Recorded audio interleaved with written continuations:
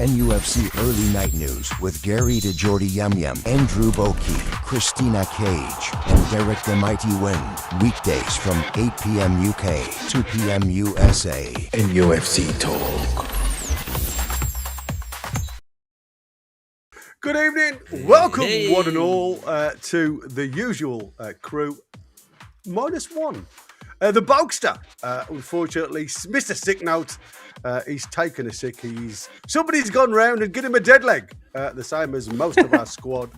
And like in honour, as you can see, by the crew, in honour of Bokey's disappearance, we're all wearing cardies. You've all got what cardies on. Well, apart from me, I'm cheating because I've got a trackie on because I don't own a cardie, unfortunately. So there you go, Bokey. I hope you're feeling a little better, my friend. And like I say, and if you're not, well, do it soon. And like I say, give us a thumbs up in the chat to make sure that you're still with us. You know what I mean? You're still breathing. However, I am now melting, and yeah, exactly. I will not allow Bokey.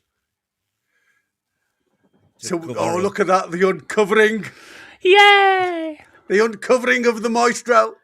Eddie Howe, he ain't getting rid of Eddie that quick.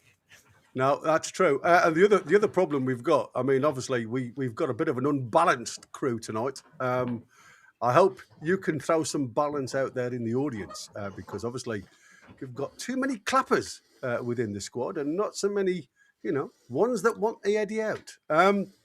Which is fine. I mean, I'm happy either way. But like I say, we have to have some balance on this show. So welcome, one and all in Viewerland. Like I say, 3 things we ask you to do. That's all we ask you to do. Obviously, that's ring the bell if you want notifications.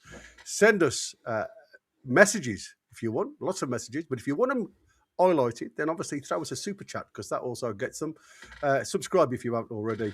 And obviously, smash that like button. It's as simple as that. And if you're listening across the Northeast on DAB Radio, welcome along. Don't get your hands off that steering wheel and do it on your phone. Make sure you're stationary before you come on board of YouTube and smash that like button. Are we well, ladies and gentlemen? Yeah, always good after a win. Always good after a win, as you know. Absolutely. Christina, how are you, sweetie?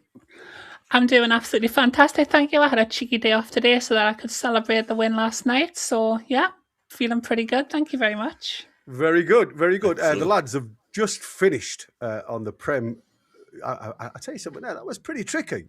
We 3 were a bit stuck on those last 2. I must admit, I didn't expect Wales, of all, to be in there. But it was obvious, wasn't it, really, when it come up? It was like, yeah, okay, Wales. But we all got a couple, but we all thought there was going to be a few more African nations in there, didn't we? We did. Yeah. I thought Nigeria, Senegal, Ivory Coast would have been there. Yeah, there's only Senegal out of the 3 that we picked at the African coast. So there you go. It just proves how little we know of football when it comes to players. So here we go then. This is my little opener. Newcastle United, 9-3 on aggregate. And somehow we're still having a moan about the second half. Only we could score 9 goals and leave saying, yeah, but. Sandro Tonali's out there apologising because we only won comfortably instead of historically. That's standards, by the way. That's not arrogance. That's I've seen Dan Burn turn like an oil tanker and I want better, was said. We're into the last 16 of the Champions League, top scorers in the competition. And on Friday, we get either Chelsea or Barcelona. So naturally, we're still worried about Everton. This is Newcastle. We don't do calm. Strap in. There you go. There's me opener. There's been some Very funny, nice.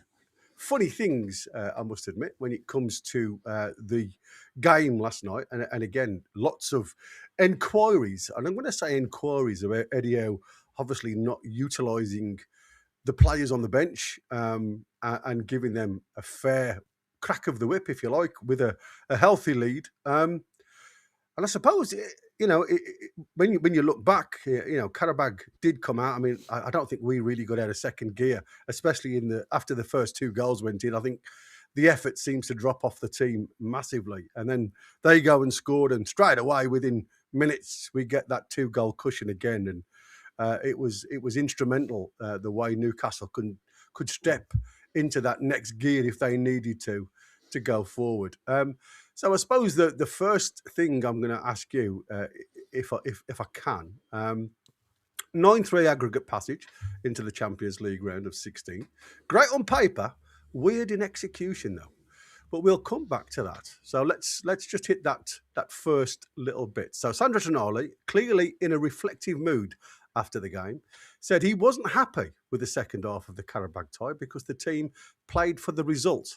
After going ahead 9-1 on aggregate, translation, if you like, we could have scored more and maybe made the defence look even worse the second half. He also called the goal we conceded stupid, which frankly is a charitable description that could easily apply to some of the substitutions later on. What was your thoughts then? Tonali wasn't happy, especially with the second half performance. Do you think the lads did what they needed to do and it was coached well?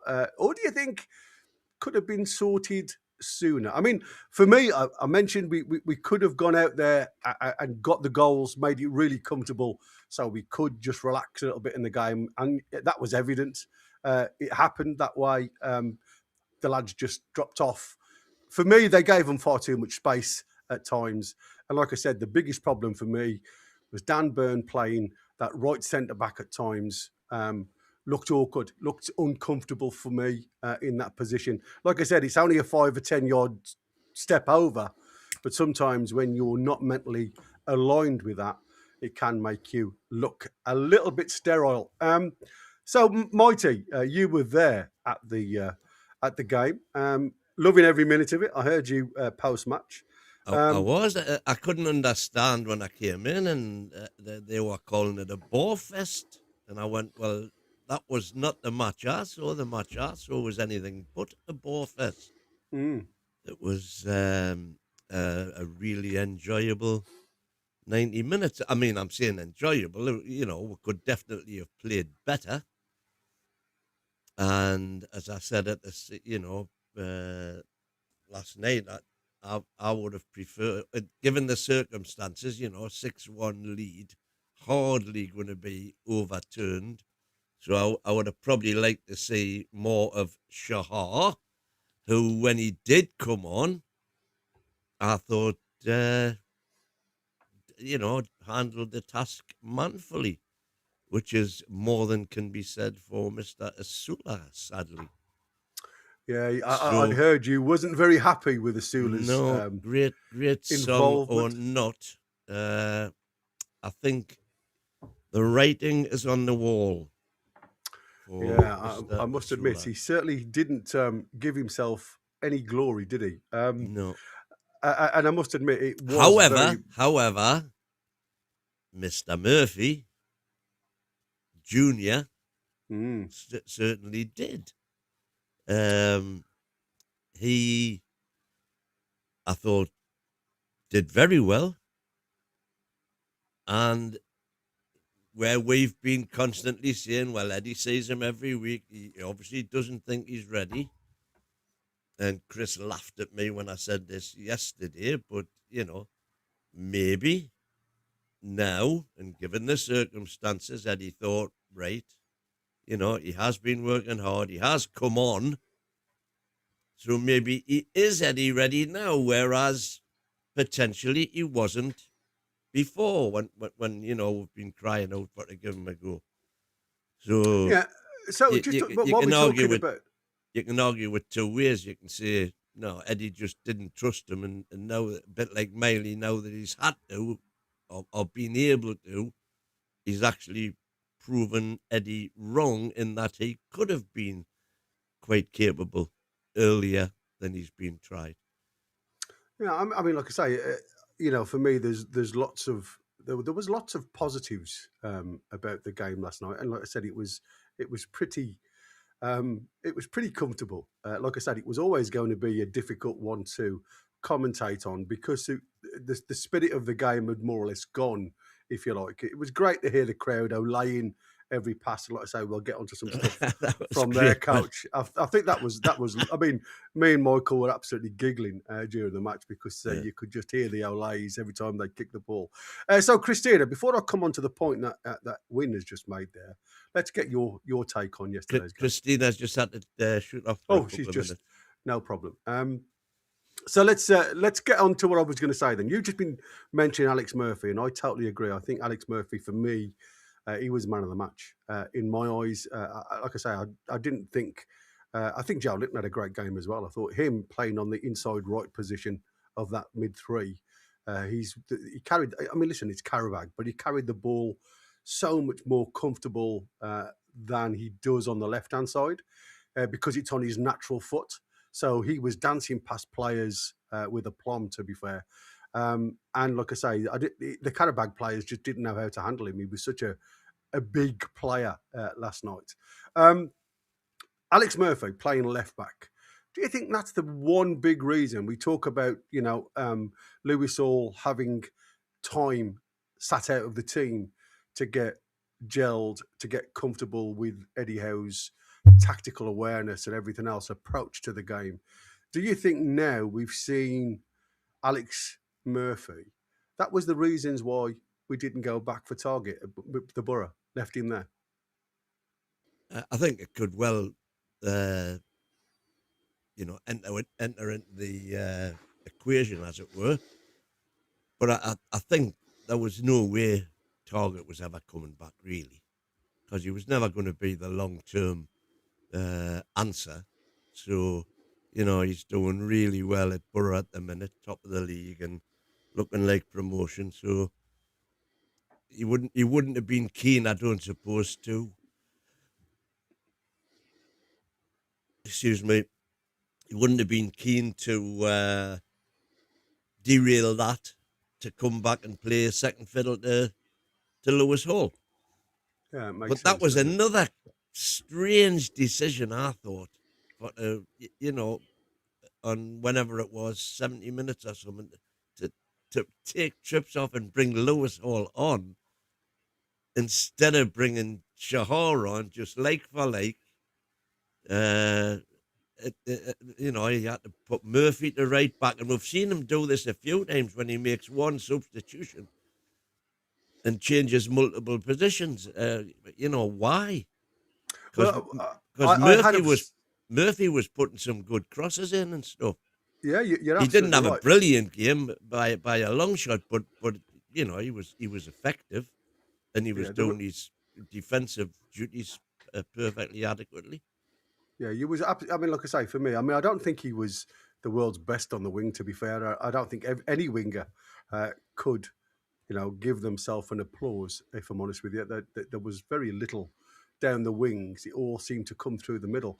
When you look at Murphy, right, as an individual, if you like, so players coming back from long-term injuries have to meet targets to get involved in the matches coming forward. So for me, what Eddie Howe's done, he's given everybody a tag regarding the amount of minutes they have to play. Now, obviously, you've got to start thinking, have we got a like for like on the bench? Yeah, we had Shahar when Trippier come off. That's absolutely bang on. But if he wants Jacob Murphy, to amount of minutes to say that, you've now passed that threshold in line for the next game, that's how you build them up physically to approach the next game without hampering or bringing on other issues. Because, like, obviously what you can do then, especially with hamstrings can be an absolutely awful muscle to repair if they haven't had the right time. So I understood what he was trying to do, but I'm like you, when you've got a player like Shahar, who again looked comfortable on the ball, I don't think he gave the ball away once. And to be fair, by the time he came on, the game had all, it more or less passed by. Christina, you're back with us. Let's go back to what I first asked then. What was your thoughts on last night's game? I am. What was you? I mean, it was. You are back. Yes, you're back. We see you. Sorry. I think you've got a bit of am a I delay. Still delayed? My apologies for any delay that's happening. That's all right. I know you're struggling technically, but so just go with it.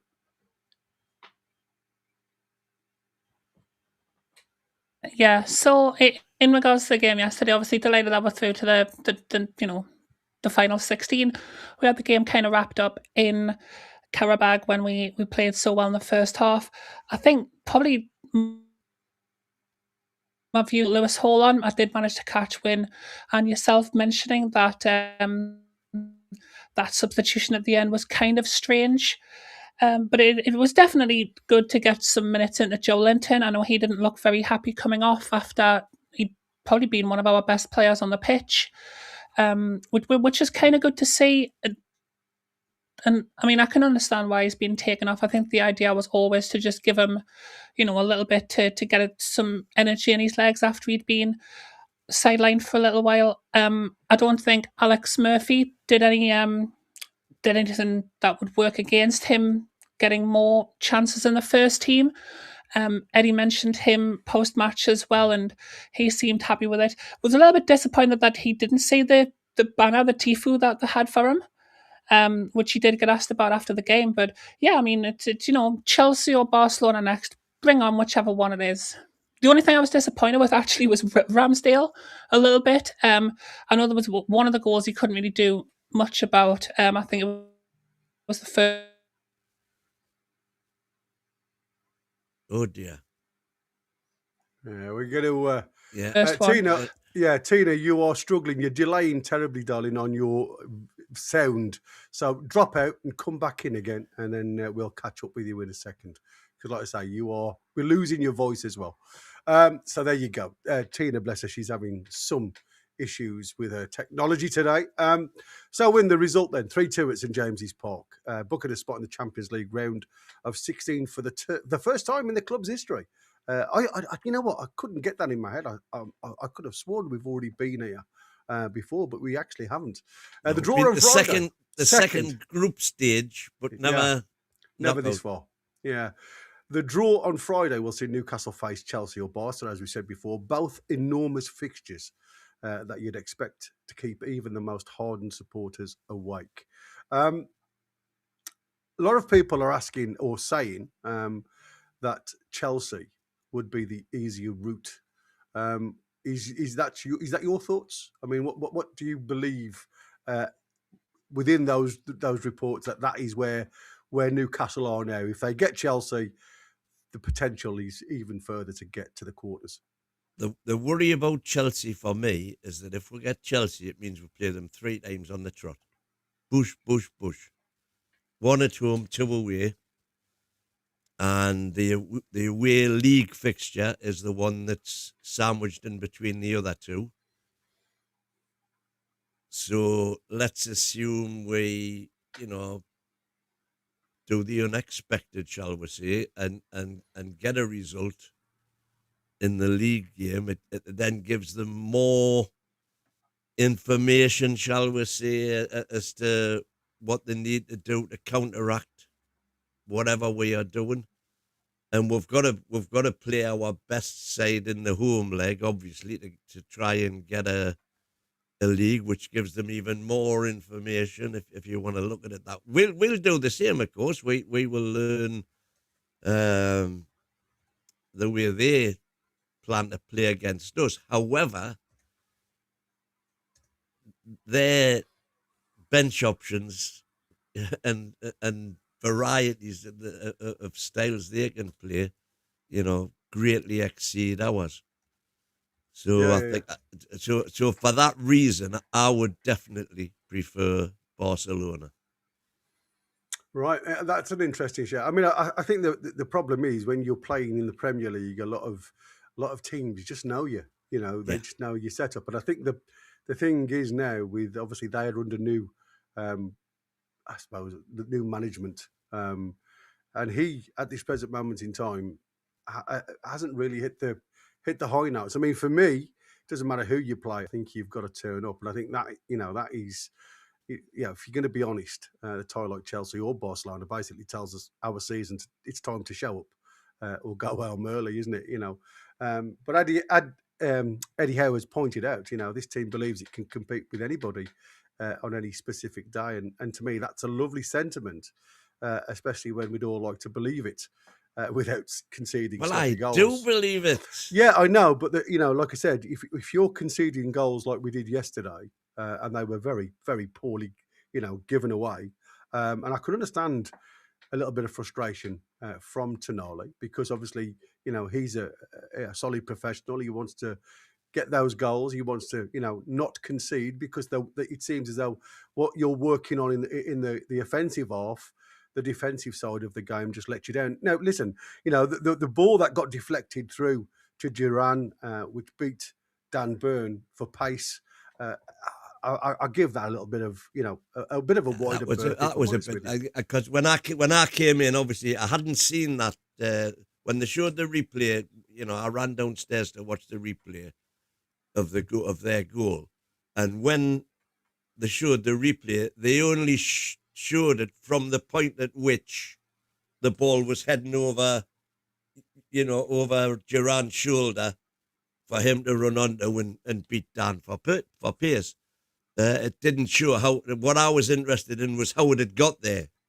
And then seeing the whole thing again after the show last night, it was lucky, basically, wasn't it? We were on the attack, and it was a lucky clearance that bounced off the kid's head and just happened to land over Duran's shoulder in exactly the right place. Yeah, and exactly. Thereafter that, I still think I agree with Tina. I think Ramsdale could have done a bit better in closing the angle, and I thought it was a good finish, but it wasn't a. I mean, they were all saying it was. The commentators were all saying it was a brilliant finish and all this, But I thought I always question goalkeepers when they get beat on the near post. Always. I mean, don't get me wrong, it was a great instep finish. I mean, he didn't blast it, he didn't try and put his laces through it. It was just a side footer into the into the corner of the goal. But again, your keeper, and you talk about angles, you should never really get beaten on your near post, especially when you've got time to adjust your positioning, as a keeper, get your feet planted and then go. And you're right. To me, that is what we said yesterday. We mentioned it, is the fact that Newcastle have got two keepers that actually aren't competing against each other, because they both see themselves as the same or the number one. But they've both got flaws, and like we've seen Pope against Karabag in Baku, where he let the ball go under his arm into the far corner. And again, angles and everything else, should you actually concede goals from those type of angles? It happens. We know that these guys aren't robots; they are only human, and it's something that we need to address. Stevie at OD9 then he's saying 8-1, Gary. What did I say then? I think that when they scored, we were 8-1. I think that's right. But I mean, like I say, yes, I know what the score was. I'm just saying Tonali's the one that's not happy. I still think we could have been better defensively. And again, I think sometimes when you do go a little bit gung-ho, there you go. You're back. Are you in time with us now? Are you synced with us now? Oh, well, we'll see. We'll see. Yay! Yay! That's better. My apologies better. to everybody listening on radio and to everybody in the YouTube chat for that. I don't know what was going on. My apologies. That's all right. Sometimes when your computer tries to update in the background, it does sometimes just glitch when you've got so much open. So don't worry, it happens. It's done us a dirty there, hasn't it? Big style. And it always happens when we're live. Always. It was absolutely fine when we were all talking in the green room. But then... It was. Yeah.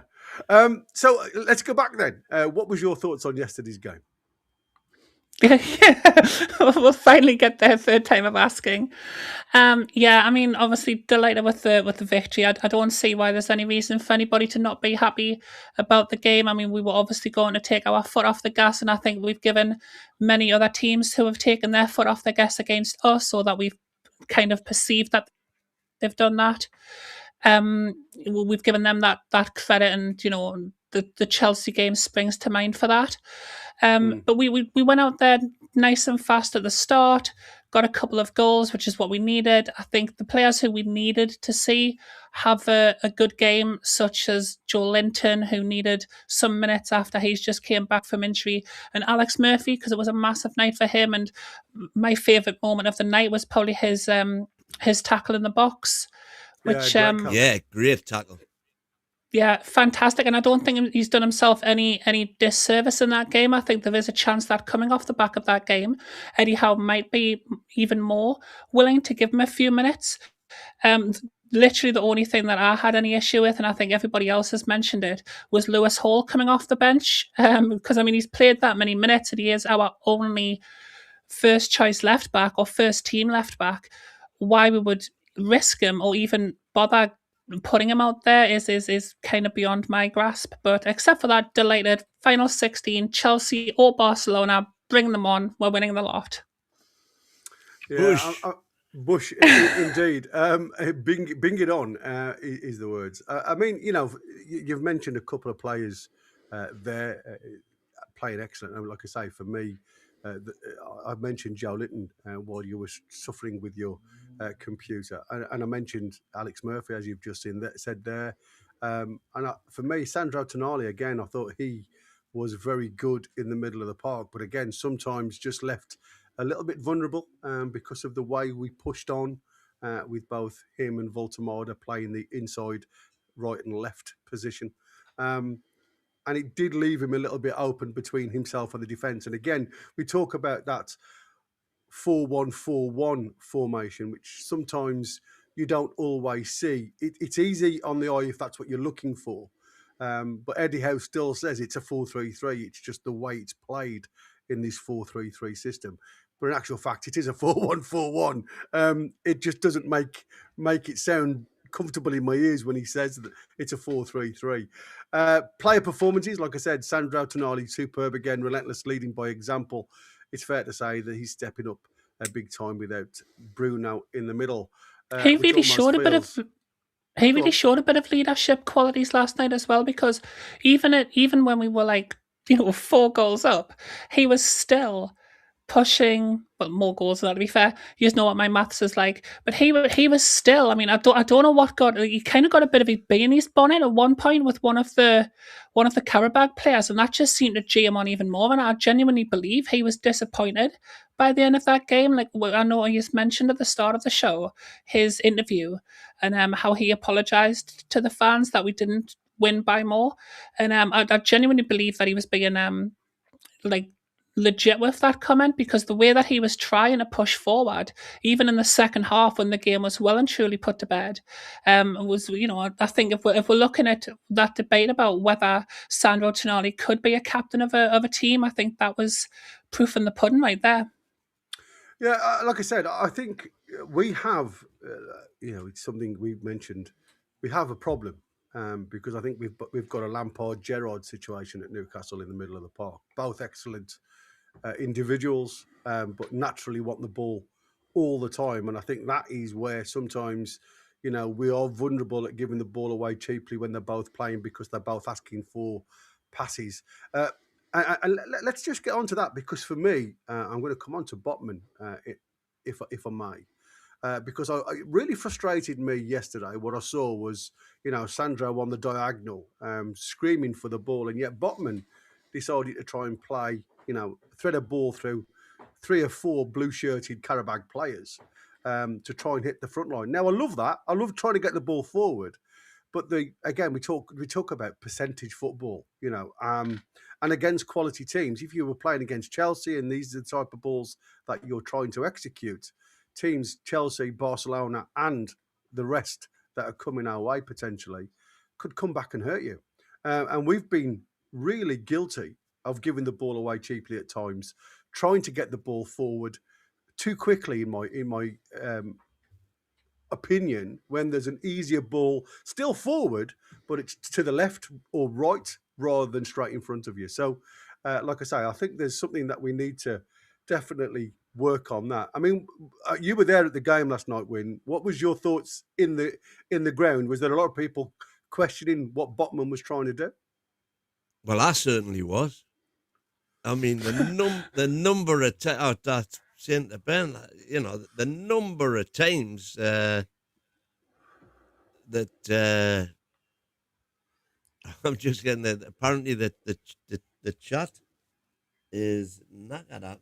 Mine's okay. I've just put a test. Oh, it's not. Hasn't come through. So apparently the chat's gone off. Well, there's some in there. There ain't a lot in there, I must admit, that's coming through. Tracy Gross, I've just seen come through, and she's smiling. Is there anybody there? Says the man behind the scenes, the mighty Chris. Becca's in the chat. Steve is in there. Lee's in there. We'll see how it goes. Keep on going we'll anyway.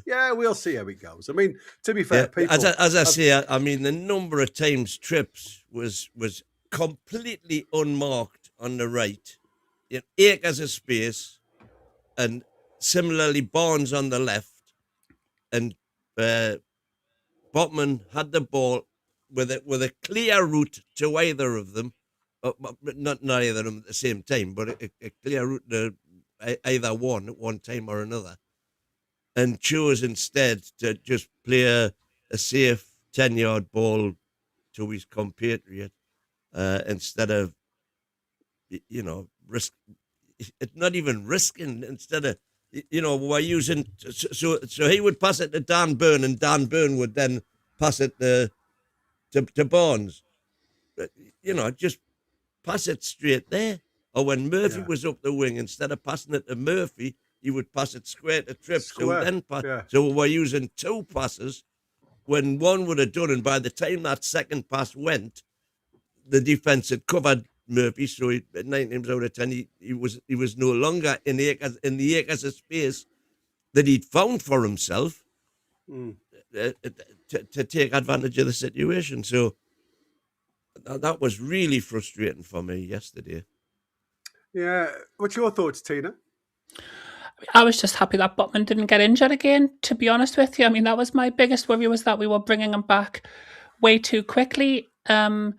And yeah, I mean, he's passing. I mean, I remember a couple of the passes that he's tried, and I don't know what he was trying to do.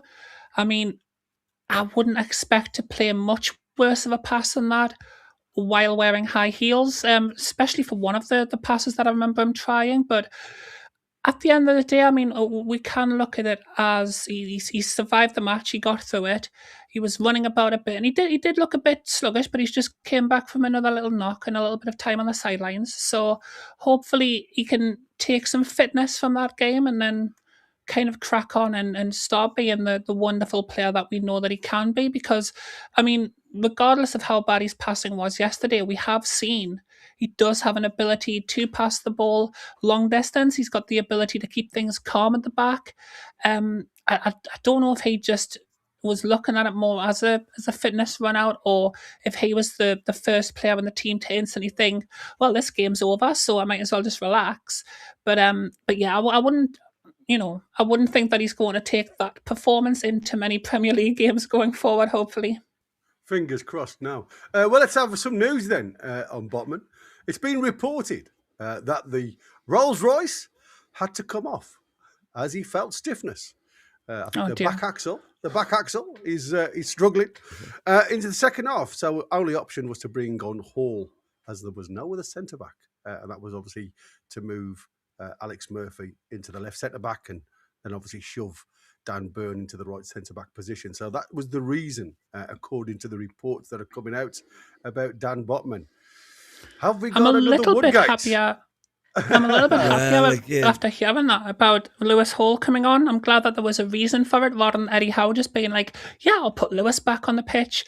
Like, that makes me feel a little like kind of relieved on that front, even though, again, not great to hear Botman's still not 100%. Yeah, I mean, like I said, I think there's going to be Dan Botman. Says, did I say Dan Botman? Dan Bird. Oh, bless. Like I say, I need to take the pills. Anyway, sorry about that. I said you were on before about the fans olaying the Carabao, and their manager has been waxing lyrical about the Newcastle fans. I would like to take this opportunity, he said, to thank the Newcastle fans. They applauded our good attacks and the goal we scored, and sometimes even cheered us on. I know. I mean, I've got that to come to. And like I say, it was very interesting to hear. But if I'm honest with you, there has been a little bit of bad taste also come from that. And I'm going to come to the too good and too bad in a second. But like I said, the other little bit coming from the reports, the Geordie Journals today between Rooney and Anthony Gordon when he arrived. Rooney asked Gordon if he was playing, and Gordon shook his head and said no, and looked furious. He then said, I can't say too much in front of the cameras. He then said, but I want to play. It was his birthday though, wasn't it? Yeah. The birthday boy. But yeah, I mean, he wasn't happy. Like I say, it was all sorted. But like I said, he came on. He obviously wanted to get closer to that golden boot at Mbappe. And again, it's nice to know that these guys individually have got targets themselves. And I think sometimes that is what you need, hunger and drive to get through. Even now there's going to be a lot of people he's gonna say, Gordon's just selfish. Gordon just thinks about himself. He doesn't think about the team. And there's going to be people like Wynne who will argue the toss about that. Well, put it this way. Man United allegedly putting £170 million bid together for Tonali and Gordon. So I don't know how you split that up, but would you take 170 for Tonali and Gordon?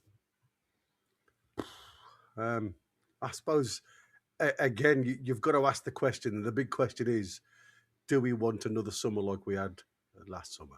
And I think it's going to be a case of, if the players say to the gaffer, listen, I've played, I've done what I want, I've got interest. I mean, there's lots of comments come back saying the club are interested in selling anybody, and that's fine. You can say that. That'll appease the fans, but it don't appease the players that are involved in a lot of this. I mean, it's hearsay. It's hearsay until somebody comes knocking on the door. It was exactly the same. We've seen it so many times, so many seasons. I mean, Bruno was on the lips of a lot of other teams last season and the season before.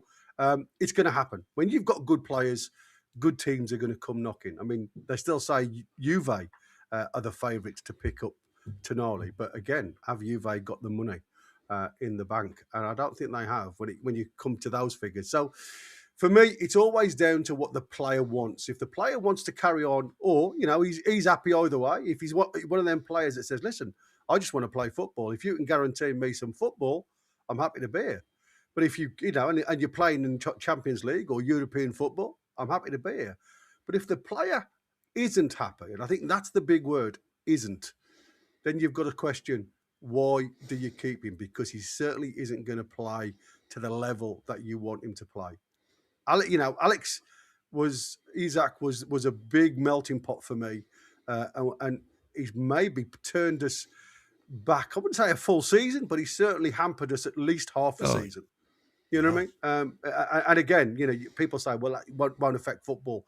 It affects massively because, like I say, you've got to then try and blood new players into a system that, unfortunately, it didn't even work sometimes with Alex up front. So we know it's hard work being as we are there. So what are we talking about that then? Let's get onto that tactical talking point, because that was another big thing from the pundits that came out yesterday about Nick Woltemade playing deeper again in midfield. When they, look at it, let's say Wayne Rooney, he was wondering when he'll start leading the line properly. He says it's an interesting decision from Eddie Howe to not use your £69 million striker up front. It's a kind of tactical move, he said. And he said, for me, it's not something that you can just go into and play. When you're a striker, when that's your mindset to go and play somewhere else, it's very difficult to adopt that role. And I think what Eddie's trying to do with Asula in front of him, he's trying to be that link-up player between, both, if you look at Jace Evans' positioning and Woltemade's position, left and right, what you had there was like this perfect diamond. And it worked sometimes. It certainly didn't work all the time. And like I say, for me, there's times where he looked really awkward. And you've got to ask yourself, is it the player not playing to the standard, or is it the position playing the player? And I think it's the latter. I think it's the position that's playing the player. I think sometimes he likes to drop in deep to get involved in the game, to get ball to feet. But when you're naturally up top and you're constantly in that deep role, midfield's a hard slog at times, and I think that was found out yesterday. Yeah. Can we just point out? Oh, sorry. Go on. I was just going to say that's coming from Wayne Rooney, who was one of England's most capped centre forwards, who then got moved into centre midfield for Manchester United. I mean, has he forgot that happened? Did he forget that he literally did that exact same thing? Yeah, I think he did it when he lost his legs. I was going to say, and to be fair, like I said, when you've got players that are, and again, let's just while we're on that, because I'm talking about midfielders, a bit of news coming about Ramsey. His scan come back clear, apparently. So Jacob Ramsey's hamstring scan has come back clear. It is hoped he will be back involved against Everton on Saturday. So again, when you're limited on players in a system, sometimes you just have to look at a player and go, can you do a job for me? You're quite comfortable dropping in to that midfield zone. Sometimes it's criticised because he comes too deep, because he just hasn't got the pace to get then into that clinical area where you want your strikers to be once we've started to commit the ball down the wings. So sometimes the crosses come to nobody, and sometimes you don't cross at all because there's just nobody to aim at. So for me, it's a little bit of both. I think it's got to be a tactical decision by the gaffer because we are limited on numbers.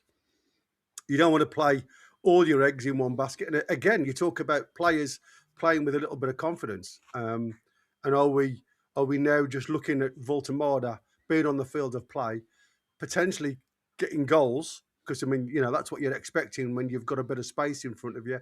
And again, yesterday, never looked like he was ever in a position where he was going to score goals. Tonali, he scores from a little bit deeper position. So you can't always say, position. I mean, I thought Jace Evans' goal was an absolute stunner on the volley. So it's like I said, I think for Eddie, he was trying to work out, he was trying to put a square peg in a round hole. Excuse me. And it, like I say, it didn't work. And it hasn't worked very well in many of the games. Is that fair criticism, or is it something like you say? Is it just something that Eddie Howe just tried to cover up? Well, I don't think it's fair criticism because bear in mind it was our upsurge in form coincided with Woltemade going into midfield and Gordon going up top. So, and you can say it didn't work, but, we still won the game and he was responsible for an assist. So, I would argue he didn't have a very good game, but, he still did some good stuff from that position. There was two balls in particular in the second half, and it was with them happening within kind of a minute of one another that they looked really bad. If that happened in isolation and been bookended with, accurate passes, they wouldn't have looked as bad as they did then. But no, I think that's where he belongs. Much to Chris's chagrin. I don't think he is a number 9, and I don't think he'll ever be a number 9, a proper number 9. Well, I think, like I say, I think he's just so technical. I mean, that ball that he played through for Jacob Murphy that he put wide, I thought that was, it was phenomenal. Really quick feet, really quick thinking. And that's what I said. To me, he's a perfect hybrid, if you like, if there was such a thing. But I do think he needs a player to be alongside him to get the best out of him. And like I say, when you've got players running off him, he looks so different. He looks a different. And I agree with that as well. But unfortunately, yesterday, that player was Asula. Yeah. And he's sorry, but he's not up to the task. Whether good luck to him. If he goes somewhere else, we can get 30 million for him, which is what's been touted. Bite the hands off. Because, we could end up with egg on our faces. He might turn into a world beater. Just make sure if you sell him, put an add-on clause to get if anything, if he does improve and gets sold for 100 million at some stage, we'll get some benefit from it.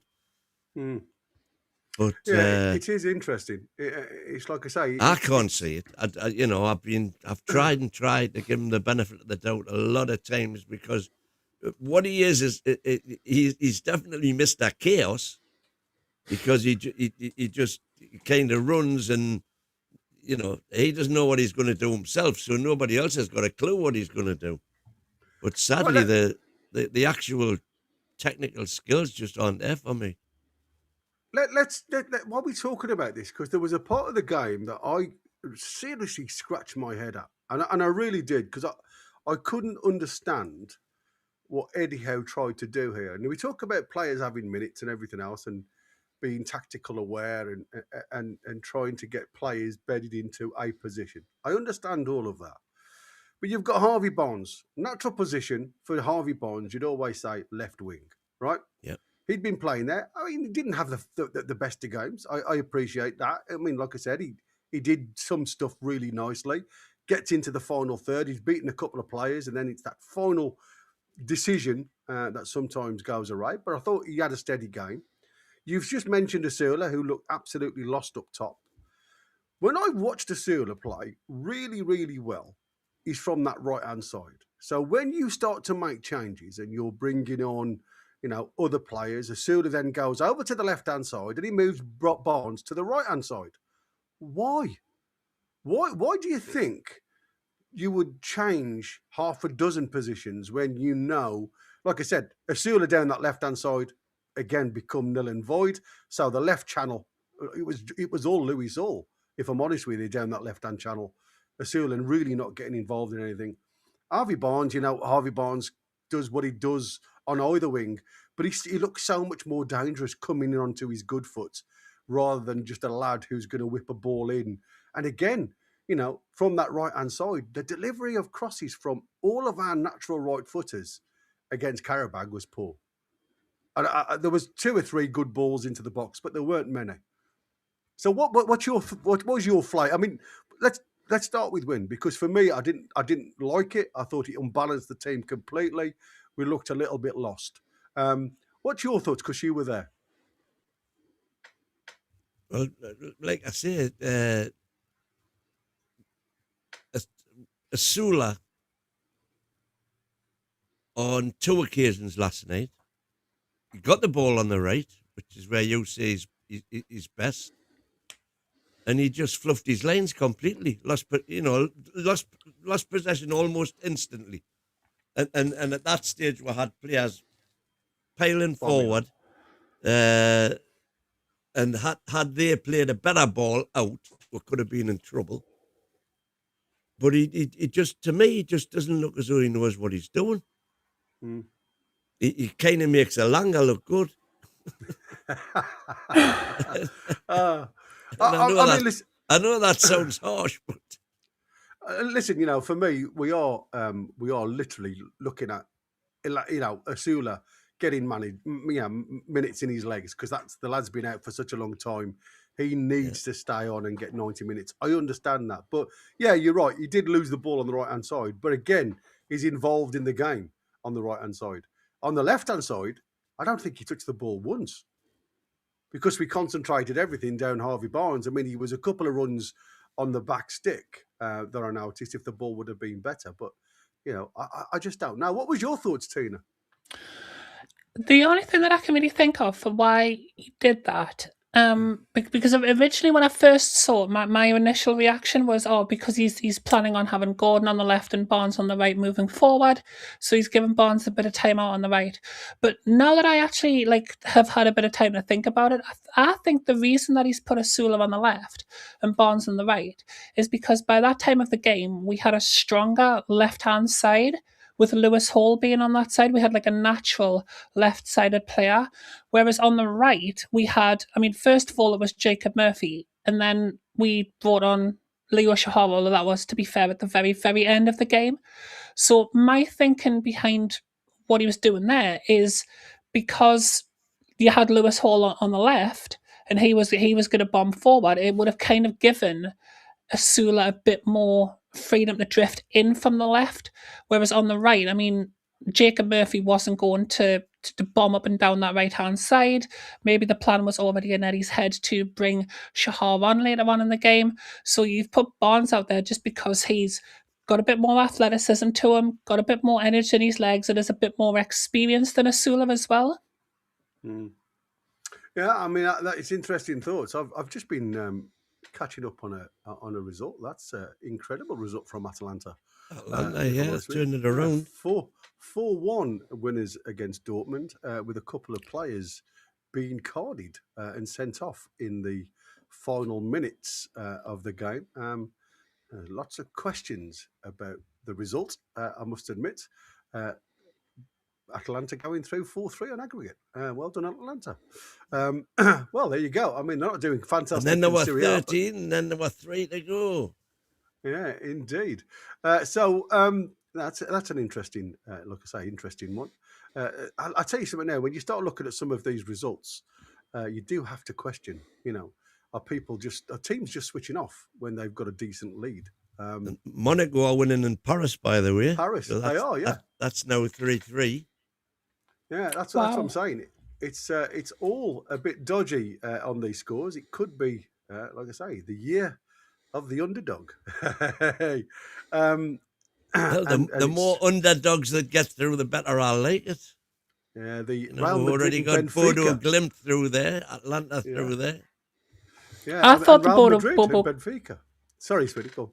I was just going to say, I thought the Bobo Glimt result was going to be the shock of this round of games. I didn't think there was going to be one more shocking until I saw the Borussia Dortmund score today. Yeah, I mean, like I say, PSG, Monaco leading at halftime 1-0, and Real Madrid won, Benfica won. So it's only 2-1 to Real Madrid. Anything can still happen there. So yeah, very interesting. So let's go on to what you were saying before then about the gaffer of Karabag. He was obviously upbeat about what was happening, but there's been a lot of criticism from fans who wasn't very happy with what they heard at the ground, and they said it was the cringe factor. Fans are laying Karabag players despite them being 8-1 down on aggregate. Crass, unnecessary. Middle-class football ball turning into a carnival of mocking was the headline. Even the Karabag boss thanked Newcastle fans for their respect, because some of our lot decided to go full Euro trash early. Yes, hang on, who's putting that in? Well, this is what it's like. I said, what I read today. It was incredible where it's come from. Let's respect football. They had in brackets. Keep it classier than that. Toon Army was the verdict at the end. Hang on, because I was only in. Well, like I said, who's saying I am not going to name and shame. It's not fair, but that's their opinion, and that was obviously from a blog page. Let's put it that way. When's going to do a Joe Linton on someone? Yeah, exactly. He's going to snot. I thought it was real good humour, which by all accounts the Karabag manager accepted in good grace. So why should anybody take offence at that? Like I say, I mean, like it was really funny because before I read the official Karabag gaffer talking about in the post-match presser, somebody had put a report out there that he was absolutely slating the cesspool, I think was the word used, of a place called St James's Park by what was named by their manager, and it was nothing but false reporting. If I'm honest with you. And that's what I said, it's clickbait. But this is one of our bloggers that usually do a lot. And they do a couple of, too good, too bad situations. And this was, like I say, they weren't very happy with what was going out Well, there. hang on. Why not name and shame? No, because that's not what our show's about. I'm just reading what's out there. Let's have a look at some of the injuries. A quick roundup then on the updates heading to the inside of the book. No. Hey, listen. We're not here to point fingers. Right, okay, listen. What I'll say is, I don't believe that is. Where can I find that? I'll tell you in the green room. Oh dear. Like I said, it could be just the person reporting. Well, hang on, you're saying it was part of a too good, too bad. What was the too good and what was the too bad? Oh, I haven't read the too good because I just read that and I thought that's hilarious because I thought it was all a bit of tongue-in-cheek humour, and like I said, it didn't go down badly at all in my eyes. But like I said, some people's opinions just don't like stuff like that. They think it's mocky, mock taking. And it was all done for me. It was all done in good humour, in the best possible taste, as Kenny Everett would say. Yeah, indeed. Absolute Toothless was one of the other bad ones. And again, I'm not going to read it all. It was just, it was just nasty. Goodish, it was. Some will call this clutching at straws. And again, it just literally goes through where we were and where we, what we did. We not marooned in lower mid-table. Other teams continue to be as inconsistent as we are this season. So they were just, in there looking at everything else. But again, one of the other bads, what they come out with, not only working on the applause side of things and the LA's no ability to change the game from the bench was the other bad one that they went with. And like I say, if you have a look at some of the blogs, you'll find it. So there you go. So injuries and squad roundups. Like I said, we've spoke about the injuries. There's not really any difference from anything from the injury scale apart from what we've already read. Like I said, Botman with a little bit of stiffness. We know Ramsey, according to the reports, should be fit to play. Again, that come back really good. Tonali looked like he took a bit of a nasty bang to his shin and on the top of his foot. But again, everything from that is just, a bit of soreness, nothing too bad. And like I said, you mentioned Joe Linton coming off, totally furious about coming off because he wanted to play a bit more. He was enjoying himself out there. So literally unscathed from the game last night, and nothing really else to report from the game apart from the usual absentees that are there. The one worry for me is Botman again, because we are so thin on the ground when it comes to that centre back positioning. Malik Chow will be back, so we have got Dan Byrne that will play left centre back, and like I say, for me, Alex Murphy seems to do himself no harm at all. And again, a worthy bench player, if nothing else, can cover left centre back, can also cover left back, as we've seen.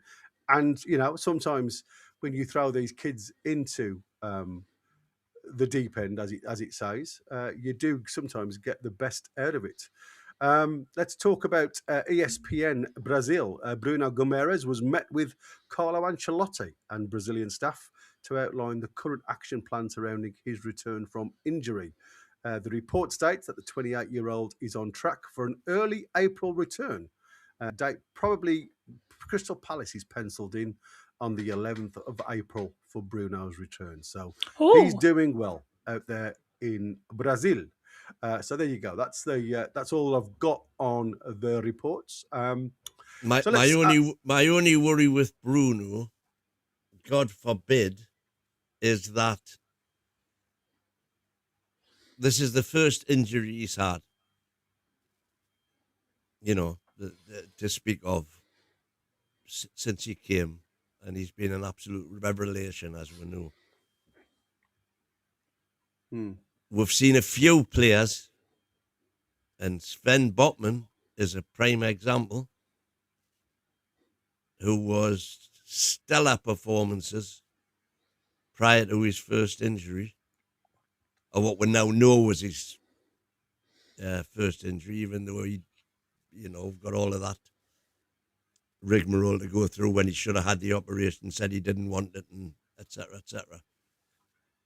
But he's never been the same player since he came back. No. For me. And it's happened with other players in the past. I just can't think off the top of my head. I could get a list.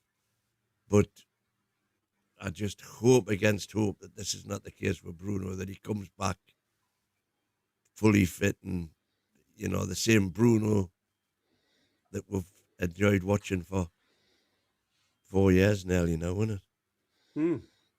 Absolutely. So that's my big worry, because Bruno for me is easily the best midfielder I have seen at the Toon in 60 odd years. Wow, that's big things. I remember when Matt from Black and White Banter did his Q&A stick or twist in beside Grace Monument, with asking various passers-by stick or twist with the various midfielders, and the last one he gave them all was Bruno or Tonali. You've got Tonali, do you stick or twist? And everybody said stick with Tonali. They thought he was better than Bruno. Not for me. For me, for what they've done for the Toon. Right now, I'm not saying Tonali cannot achieve that status, because I think he probably could, given the right circumstances. But right now, Bruno for me is head and shoulders above Tonali for everything that he brings to the team. Yeah, there was a lot of talk when he was given the captaincy. He's not a captain. All he does is lead by example and gee the crowd up. But he does a lot more than that for me. A lot more than that. I don't know whether I mentioned I know whether I mentioned it in a previous program, and everybody's going to say to me, "Oh, you're saying that again." Don't know whether you've mentioned it, but Newcastle in the first leg against Qarabag, Newcastle became the first side to start 7 or more English players for the Champions League knockout since Manchester United did back in 97, 98. Wow. I thought that was a crazy stat, to be fair. But yeah, I was looking at the two teams back in the day, and I look at the old Man United, Nicky Butt, 2 of the Newcastle players still in there, Cole, Nicky Butt, you've got Scholes, Beckham, Scholes. Beckham, then you've got the 2 Neville's, Neville's, and then you've got who's the it's got Carrick. No, not Carrick. It was the other striker that they had. Teddy Sheringham. Yeah, Teddy Sheringham played. Oh, yeah. So there you go. Yeah, so they had 7, and obviously we had Pope, Dan Burn, Willock, Hall, Gordon, Trippier, and Barnes. Well, you can say Barnes is a hybrid because he's also Scottish.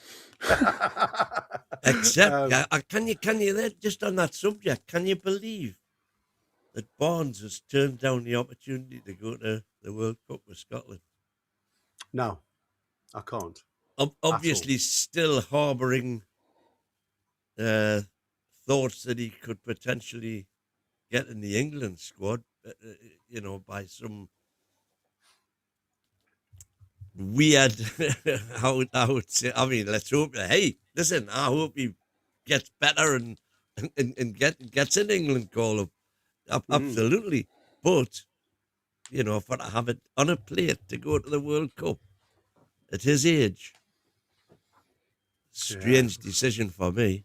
And me. Does it show a huge ambition or a huge lack of ambition? Yeah, I think maybe he just wants the summer off. I'm going to say. Oh, well, there you go. Yeah, so a huge lack of ambition then. Yeah, It's just like, maybe I don't fancy the tourney. Yeah, maybe he's promised the missus a holiday. I mean, I don't know. If I'm honest with you, it's like I said. I think, you know, I always look at it and we look at Wissa, you know, having the chance to go and play over in Africa, which he turned down. He wanted to stay in Newcastle. He probably done himself a world of good if he went over to Africa, if I'm honest with you, because he'd have probably been up to speed now, rather than still looking a little bit lost. And when he come on yesterday, again, he looked like a rabbit in headlights most of the time. I think he touched the ball twice in the short time that he was on. Doesn't really look or understand positioning of where he needs to be for me. And again, I don't know whether that's him wanting the ball. We saw him at Brentford where he was a killer on that run deep from the penalty spot down onto that 6-yard box. And at the minute, I don't see any of that. Maybe it'll come. But it does look way off at the moment. So let's have a quick roundup then on some of the transfer rumours again, if you like. There's word that Newcastle are watching Wolves defender Hugo Bueno as a potential summer target to bolster the backline. Anyone who saw that second half might tick defensive reinforcements as priority number one. And in the background, pundit Simon Jordan among them are pushing the idea of a new stadium to level up the club's ambitions. Either expanding or replacing St James's entirely debate for another day, but worth mentioning. I saw a thing on X. I don't know whether it's up. I know you like your castle that you saw. That's my baby. That was your little baby, wasn't it? You were well impressed with that. I'm not sure your thoughts. Bueno sounds good, doesn't he? There's a little joke for anybody listening on video who's into linguistics. Sounds good, very good. There you go. No pun intended, as Chris would say. None at all. No, that was very much intended. Well, I know that. Yeah. I don't have that level of stealthiness. Speaking of transfers, though, I know that you're about to go on. There's something about what something you've seen on X, but there was 3 words of warning that I would just like to give, because even though the price range of 170 million for Gordon and Tonali might sound about right, there's 3 words that I would like to say to Tonali and Gordon in case they are considering moving to Manchester United, and that is Sesko, Højlund, and Ugarte. Those 3 words, those 3 players before they went to Manchester United were absolute world beaters. I mean, Ugarte, there was a little bit of, is he good enough? Is he not good enough? Rasmus Højlund has been, before he went to Manchester, world beater of a striker. Since he's left Manchester United, became a fantastic striker. Benjamin Sesko was my choice for, between him and Hugo Ekitike, between the rumoured strikers we were going to be getting in the summer. And I mean, let's be honest, since joining Manchester United, he's not been the Benjamin Sesko that we all saw playing for the last couple of years, has he? So that's my 3 words of warning just before we move on to Tonali and Gordon. No, yeah, I mean, like I say, I think you could have hit the nail on the head. I think there's always, I still haven't seen a lot out of Sesko, even though I would just say one word to them: Isaac. Isaac. Leave the tune, and this is what happens. Yeah, exactly. Somebody has designed this. I didn't know whether it was up your alley, mate. It's very Saudi-esque, if you like. And I looked at it and I'm like, it needs to be black and white. It needs to be black and white. Well, that's just a pencil drawn in. It doesn't need to be those colours. It can be any colour. No. I mean, that's very much looks like a jellyfish. Why have we got a jellyfish stadium?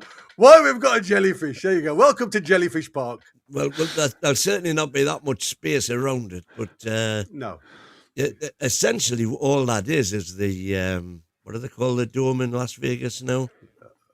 That we're close to getting with all of the video panels all the way around the outside, so it can be whatever colour you want. Yeah, exactly. I don't know, but like I say, they did put that on there, and there was everybody's giving it large, and I thought, well, you know what, I can understand it with that Saudi theme, but it doesn't float my boat, I must admit. I want something like you say, like that Las Vegas stadium. Jellyfishes float at least. Well, Got jellyfish that is doing going for us. it. Yeah, absolutely. And it's by a lake, so obviously if it's close to the water, we should be good. Let's have a quick look then at some of the rumours that are out there. Have you got some music coming in your ear? I have. It's when you move it back to the other side. Chris has got some music in the background. I don't know where that's come from. And Namdi Collins from Eintracht Frankfurt seems to be a lad that's popped out of nowhere. Centre-back, 22-year-old. Haven't got a price for him as of yet, but Newcastle United. Straight swap, William Asula. Yeah, indeed. That's what I like. Several Premier League Actually, that's a clubs. fair shout. They've been in for him, so that might absolutely. actually be a burner. Depends on his price, though, because obviously we don't want to give them away. I mean, if he's not anywhere priced, then you've got to question. 15 million is his market at euros. Swap him. Yeah. If he's considered anywhere near good enough to be a centre back here, just get him. Yeah, according to, I mean, they've got centre back up there, but he's obviously a lad who's versatile because Eintracht Frankfurt's German and Nigerian defender, Collins, the right back, who is also capable of playing centrally, has also been monitored by Liverpool, Manchester City, Brighton, Brentford, Arsenal also have a positive opinion on the 22-year-old, viewing him as having similarities to Ben White. Collins was the subject of an unsuccessful bid from Chelsea when he was 16, and he's considered an attractive option for clubs because of his physical profile, recovery pace, and versatility. Frankfurt have strong negotiation position because the player is under contract till 2030, which means a significant offer would be necessary to sign him. The German under-21 international has 12 caps for his country in the current Bundesliga season. He has recorded 1 goal and 3 assists in 1 appearance. Great. Sign him now. What? Collins joined Frankfurt from Borussia Dortmund in August 23 for a reported €1 million, according to Transfer Market. His current value, like I say, is €15 million. So, if all of those clubs are allegedly interested in him, you ain't going to get him for 15 million, are you? No. Let's be honest. That's what. Are you going to get him at all? And if he's contracted to 2030, forget it. I mean, I'm not saying forget it altogether. If he's a good player, go get him. Yeah, exactly. And like I say, we've got a bit of a bargaining chip with Asula if they're after him. Well, I mean, if you were to throw something like 35 on the table with Asula, like I say, it depends on what his ceiling is. Like I say, he's young enough. Another interesting one was Sean Steer from Ajax, valued at only 700k. He's 18 years of age and he's a centre midfielder. This was 7 hours ago. Newcastle United are one of several top clubs that have monitored Ajax Dutch midfielder Sean Steer. And Tottenham have also shown interest in him. Liverpool, Arsenal and Manchester United have all observed the 18-year-old in recent weeks by sending scouts to Ajax games. Blueco, Chelsea parent company, and Citigroup, Manchester City's parent company, are also interested. It is reported that they have been monitoring him for a long period. Eintracht Frankfurt previously held discussions in January with the aim to signing Steer, but determined that his growing reputation could make acquiring him in the summer unfeasible for the club. Ajax want to retain the player, whose contract runs till 28, which gives the club a strong negotiation position. Additionally, some people within the club believe he could be the best midfielder prospect since Frankie de Jong. The Netherlands under-18s international has 6 caps, 2 goals for his country. This season, he has made a total of 21 appearances in the Eredivisie and Keukenkampioen Divisie, during which he scored 1 goal and provided 1 assist. So there you go. His current value of 700k. Sounds a snip, if I'm honest with you. What's your thoughts? You could have to put Newcastle tax on top of that, aren't you? Yeah. Well, the Premier League tax, because if all of those clubs are allegedly interested in buying them, any thoughts of getting them for 700k is just, it's for the birds, isn't it? Yeah, absolutely. And so have you got him up there? Have you? What has he actually played for Ajax this season? 21 games. So he's played more or less every game. Yeah. Well, the fact that he's doing that, albeit in the Eredivisie at 18 years old, speaks volumes. Definitely not going to get him for less than $1 million, though. Well, yeah, it'll take a lot more than that, wouldn't it? If I'm honest with you. But, for me, these are the guys that Ross Wilson needs to be, having a deep dive on, these young guns. Because, like I say, yes, if the big clubs are hovering over, yes, they're on long-term contracts. They just want, as kids, they want stability. They're happy to sign long contracts. It does mean that they come with an extra whack. But, for us in our current climate, that is the level that you've got to go to. Yeah, it's a risk, but you've still got to go and pay 35 million for a nobody at the minute, because them are the ones in 2-3 years' time, on that 2-year, if they've signed a 5-year contract, they've played for you 3 years, they've made that limit, you're going to get top dollar for. That's when you either move them on, or if they're good enough and happy to stay, you build your squad within them. But like I say, for me, there's another.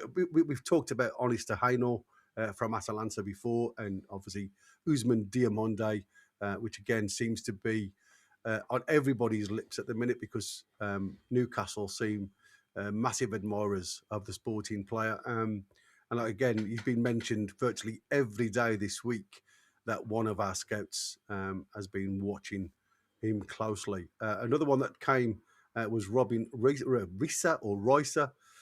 He's a Lens goalkeeper. Again, he's Nottingham Forest are another one looking at him. But Newcastle, again, looking at keepers, and I don't know whether this will be a number 2 keeper at the minute. But like I say, they're out there. And like I say, Hugo Bueno, who I've just mentioned, the left back. Again, with Lewis Hall, are we looking at Lewis Hall getting further down the line, or do you just think this is Newcastle, looking at moving the likes of Matt Target on and just covering the backs? Like I say, what they're reporting here it is reported that Newcastle are exploring a summer transfer for Wolverhampton Wanderers left back Hugo Bueno. The club is said to be evaluating options with Premier League experience and long-term potential due to concerns about squad depth. It has also been reported that Wolves' precarious league position has given Newcastle United an advantage, while other clubs like Tottenham, Everton are also linked with him. So that is, like I say, there is a hell of a lot more that we've been linked to, and like I say, it seems to be an ever-increasing family tree that Newcastle. The July window is a long way off yet. Yes. And the first thing we'll need to know before any of these reports can come to fruition at all is what exactly we've got to offer. And we won't know that for a good couple of months yet to see where we stand in the pecking order. I've still not heard anything. I still harbour thoughts of getting Champions League. It's going to be tough. It's going to be very tough, yeah. It's the way the league is these days, anything can happen.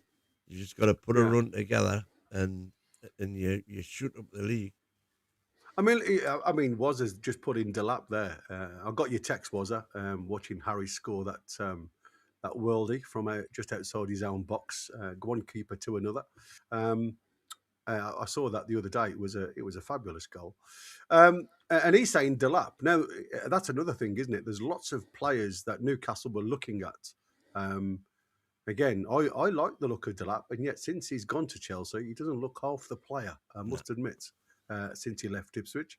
And again, that's what happens, isn't it? Is it a player unhappy, lost his mindset a little bit, lost his confidence, can't really find his way? At Ipswich, he was a goal machine, and they built their attacking style for what it was around supplying him, and he didn't let them down. No. But that was never going to happen when he went to somewhere like Chelsea. It might well have happened, but again, to be fair, when we were looking at Delap, it was to play with Isak, not instead of him. So well, allegedly it was. You know, it could have been. I don't know. Would you choose Chelsea to go into their 50,000 squad, or would you choose Newcastle to be replay? You know, a standby for Isaac? Well, I think that was the problem, wasn't it? At the time, I don't think anybody, and I think that was the problem. You know, I think that was the problem why a lot of players looked the other way, because at the time we still had Isaac, and that's what I said. You know, that deal not being done early, I think closed the door. Closed the door, and a lot of potentials coming our way, because they all thought they were going to be understudies to Isaac. And look what's happened to Ekitike. You know, he goes to Liverpool thinking he's going to be number one, and then obviously they signed Isaac, and he wasn't happy until obviously Isaac had a problem. Yeah, I was going to put Brian's up. That's an interesting one. Give Fulham Willock and bag of gold for Harry Wilson. Now, I was going to ask you, Brian, because you've thrown this one in. Is Wilson having a Miggy season? Is he having a purple season? Because obviously he is playing well at Fulham in the Premier League. But is he a one-season wonder? Because, like, you know, he hasn't really done a lot last season, but he's certainly on fire this season. What's your thoughts, Christina? I mean, I think the key difference, and no disrespect to Fulham, I think the key difference there is the quality that Mickey Almiron had around him when he went to that purple patch. Because if you look at a lot of what Mickey was doing during that purple patch, a lot of it was coming from a link-up that he had found with Bruno Guimaraes, who Premiership defenders just hadn't figured out how to deal with that yet. He also had Trippier up behind him as well, and you know, there was a lot of movement in the right direction. Like Newcastle were on an absolute rampage when Mickey Almiron had his little purple patch. So I think if you look at it like that, Harry Wilson might be as quality as he's shown this season, but from what we've seen from, you know, previous experiences of signing players who have had a good season, it might be worth being a little bit cautious. But to be fair, as it stands right now, I think I would absolutely love to sign him. But again, it might be worth just seeing how he does next season, and maybe looking at him in maybe the January if nobody else snaps him up in the summer, of course. Yeah, that's an interesting one. I've just had a report come in. Not seen this one yet, but according to a report that Connor sent me, Newcastle are keen on signing Hoffenheim's 20-year-old forward sensation, Max Morstead. Played 17, scored 2 and 1 assist this season. I wouldn't say he was a sensation if he's played 17 and scored 2. Hardly prolific. But I mean, like I say, he's only a young'un. Morstead combines height with unexpected agility, acting as a tactical focal point who drops deep and excels in high-pressure scenarios. Well, haven't we already got I think one? we've probably got enough. We've got enough highly skilled tall players, I think, for one roster. Yeah, he does say that new name Woltemade clone is going to be pronounced for his Max Morstead, if I'm honest with you. And like I say, it sounds very much like for like.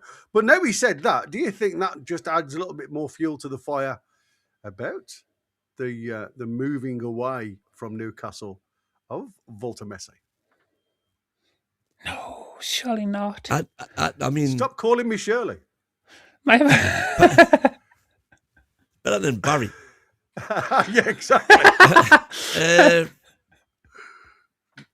Listen, if Woltemade goes, if Woltemade wants to go to Bayern, we're not going to be able to stop him going. All I know is that we'll make a lot of money out of him. And there is another way to look at that, though. If we sign that right back, Collins, so that's another German player, along with Chow, that might kind of work to keep Woltemade, and Woltemade and Chow could work to kind of sell the club to him. He comes in, makes Woltemade happier, and I've predicted since the very beginning that the second season with Woltemade was going to be his breakout season, where we're going to see something along the lines of like prime Dennis Bergkamp is kind of what I'm expecting. So that could all kind of like, okay, I might have ruined my point by saying that, but give it time. Trust the process. But yeah, I think if we get him, although that didn't work when we brought Alanga in to play alongside Isak, but it might work this time. Second time's a charm. Absolutely. Like I say, if he turns anything like Dennis Bergkamp, I shall be as happy as the pig in what. Well, I just go back to Isak. Isak's first season wasn't, wasn't stellar. It was nowhere near as good as his following seasons. Absolutely. Thierry Henry didn't have a good season in his first season at Arsenal. Well, you keep saying that, and yet he come back with something like 16 goals in his first season. So, comparatively to the rest of his career. I mean, like I say, I think it was. I think it was something like 7 games before he actually got onto the score sheet, and then he did excel quite well after that. But I mean, like I say, he probably. I think it's like a lot of players. I mean, there's very few players that go into any new club, and you look at how much Liverpool have spent on some of their players, and they don't. Prime example. They don't look exceptional. I mean, struggling. You'd expect a team that spent that amount of money to be fighting for the Champions League rather than anything else. So yeah, it is an interesting one. And like I say, we are literally coming towards the lads coming onto the late show. They are literally joining us. They are jockeying on to the early part of the late show tonight, rather than you disappearing and starting up again. Because like I say, we have had some issues with YouTube this evening. So again, apologies for any of you guys. Yeah, any of you guys that can't get through to us. There is, like I say, there is 1 or 2 coming through, but there ain't a lot in the chat. So let's have a quick summary then. Like I say, you mentioned it before, Win. There's potentially could be a number of teams involved in European competition this season with things that could happen. It's obviously been noted today that we have now expanded, if you like, our coefficient score. We've gone a little bit higher. It's nice to see a lot of Premier League clubs in the last 16, if I'm honest with you. It only supports us going on. Apparently it's the same happening on other channels as well. I've just been informed. So all this lagging in the chat, apparently it's across the YouTube. So it's a situation that's going on without our actually interference. So wouldn't it be the most Spursy thing? I was just going to say, wouldn't it be the most Spursy thing ever if they win the Champions League and get relegated in the same season? That would be peak Spursy. Yeah, wouldn't it just? Newcastle United UEFA coefficient score now stands at 28.75 after securing progress into the last 16 of the Champions League. A big boost this season, but still 74th in the table overall, and well behind some of a lot of catching up to do. But another 2 million in the coffers. Well, that's it. That's what it's all about, isn't it? It's about catching up now. But the only thing you've got to do, matey, to catch up is stay in it. I think that is the big issue today. Read all about it. Here's your big issue. Right then, the boys are just warming up in the background. I can see him stretching off. Chris is doing all this work with his fingers, ready to go, ready to pounce. Hello. Chris. How's it going? Lovely show. Got a lot to talk about, I guess. Well, there's always news when you're a Newcastle fan. There's always something to talk about. Yeah, good stuff. All right then. So thank you very much for the early night show, and now the late night show starts, ladies and gents. Thank you very much. We'll see you tomorrow. Wednesday. Wow. Wednesday. Just Wednesday, man. It's only Wednesday. See, them Tuesday games throw you, don't they? Throw you off, exactly. Totally throw you. So tomorrow, just more of this, of course, and Friday the presser. Just gotten 2-1 up, by the way. PSG. There you go. We'll give an update here on what's going on with the Champions League, and don't forget that the presser will be from 9 a.m. to 10. Actually, it'll be a quick one because we got the Champions League draw afterwards. So that's going to be important to do as well. So, but either way, join us on that one. Well, for now, we got the late night show starting. So thank you very much, Gary and Christina. Have a good night. And let's get the late night show started now, ladies and gents. Set up for maximum confrontation and super opinionated debates. The NUFC Late Night Show with Chris the American Mag, Derek the Mighty Wind, and the rest of the panel, Monday through Thursday from 9:30 p.m. UK and UFC Talk Radio, the voice of the Toon Army. Hello, everyone. Welcome to the Late Night Show. It's me, the American Mag, with Derek the Mighty Win. I should have Ian and Kevin come in tonight as well, but we shall see about that. Either way, don't forget to smash the like button, subscribe to the channel, and yeah, help the channel out. Help the channel grow. Become a member if you can. Help us out. $4.99. You can enjoy now the all-inclusive or exclusive. Which one would be the word? Well, whatever. The member-only show, the member live show, the Jordy Bias football show. They discussed good things today, by the way. If you missed it, that's at 6:30 UK. It was good, and also you can enjoy the play ratings and all that stuff. We got more stuff coming your way. Toon Therapy with the doctor as well as many other shows. So we got Kevin joining us now, and let's see, where's Ian? We're gonna have to get a hold of him. He was on the Jordy Bias for the show as well, so that was a good one. Kevin, how are you? Good, other than my eye. My eyes a bit oh, your eyes are knackered, man. We are knackered. Oh, should have seen the other guy. God. Should have seen the other guy. He came off a lot worse than just a bloodied eye, but yeah, I'm good. Newcastle are flying, aren't we? Yeah. Wow. That's yeah. Well, we're flying. We just gotta, we can go about it. We gotta talk about the Woltemade conundrum as it continues to rage on. That specific topic. And of course you got if I'm not mistaken, Anderson came out and spoke about his future as well, with all the rumors going around his future. If people think he's going to come to Newcastle, we'll talk about what he had to say in this particular case. And yeah, I mean we got a lot of stuff to discuss. But what do you think about the game yesterday? Some people are talking about rotation, lack of. What do you think about it? I think the main thing was I think Howe's mentality was to keep them fresh as much as possible without risking too much injury. Hence why Hall's still got like half an hour in his legs, just so that I feel like going into the next two games are so important, where if we win them both, God knows what position we could be in the league depending on other results. And I feel like he doesn't want to kind of give them all a week off, and then for some reason they come in and we're a little bit rusty. I know that's very unlikely because I've played a lot of football this season, but I think anybody who's played any sort of sport, sometimes like 3, 4, 5 days off when you're just not used to it at this stage of a season can be, you're going a little bit stiff, you're going a little bit kind of rugged and a little bit like, it's took me half an hour to get going here, so I think we're going to go for a fast start at home to Everton. In terms of result, I thought it was quite impressive, very professional. How easy is it when you're 9-1 up, 9-2 up, we just completely take your foot off the gas and let them score 4 just because it means nothing, but to still get a win, albeit 3-2, we probably expected a little bit more, but overall the position we were in, I thought it was okay. We did all right. Quite positive as always, me, Chris.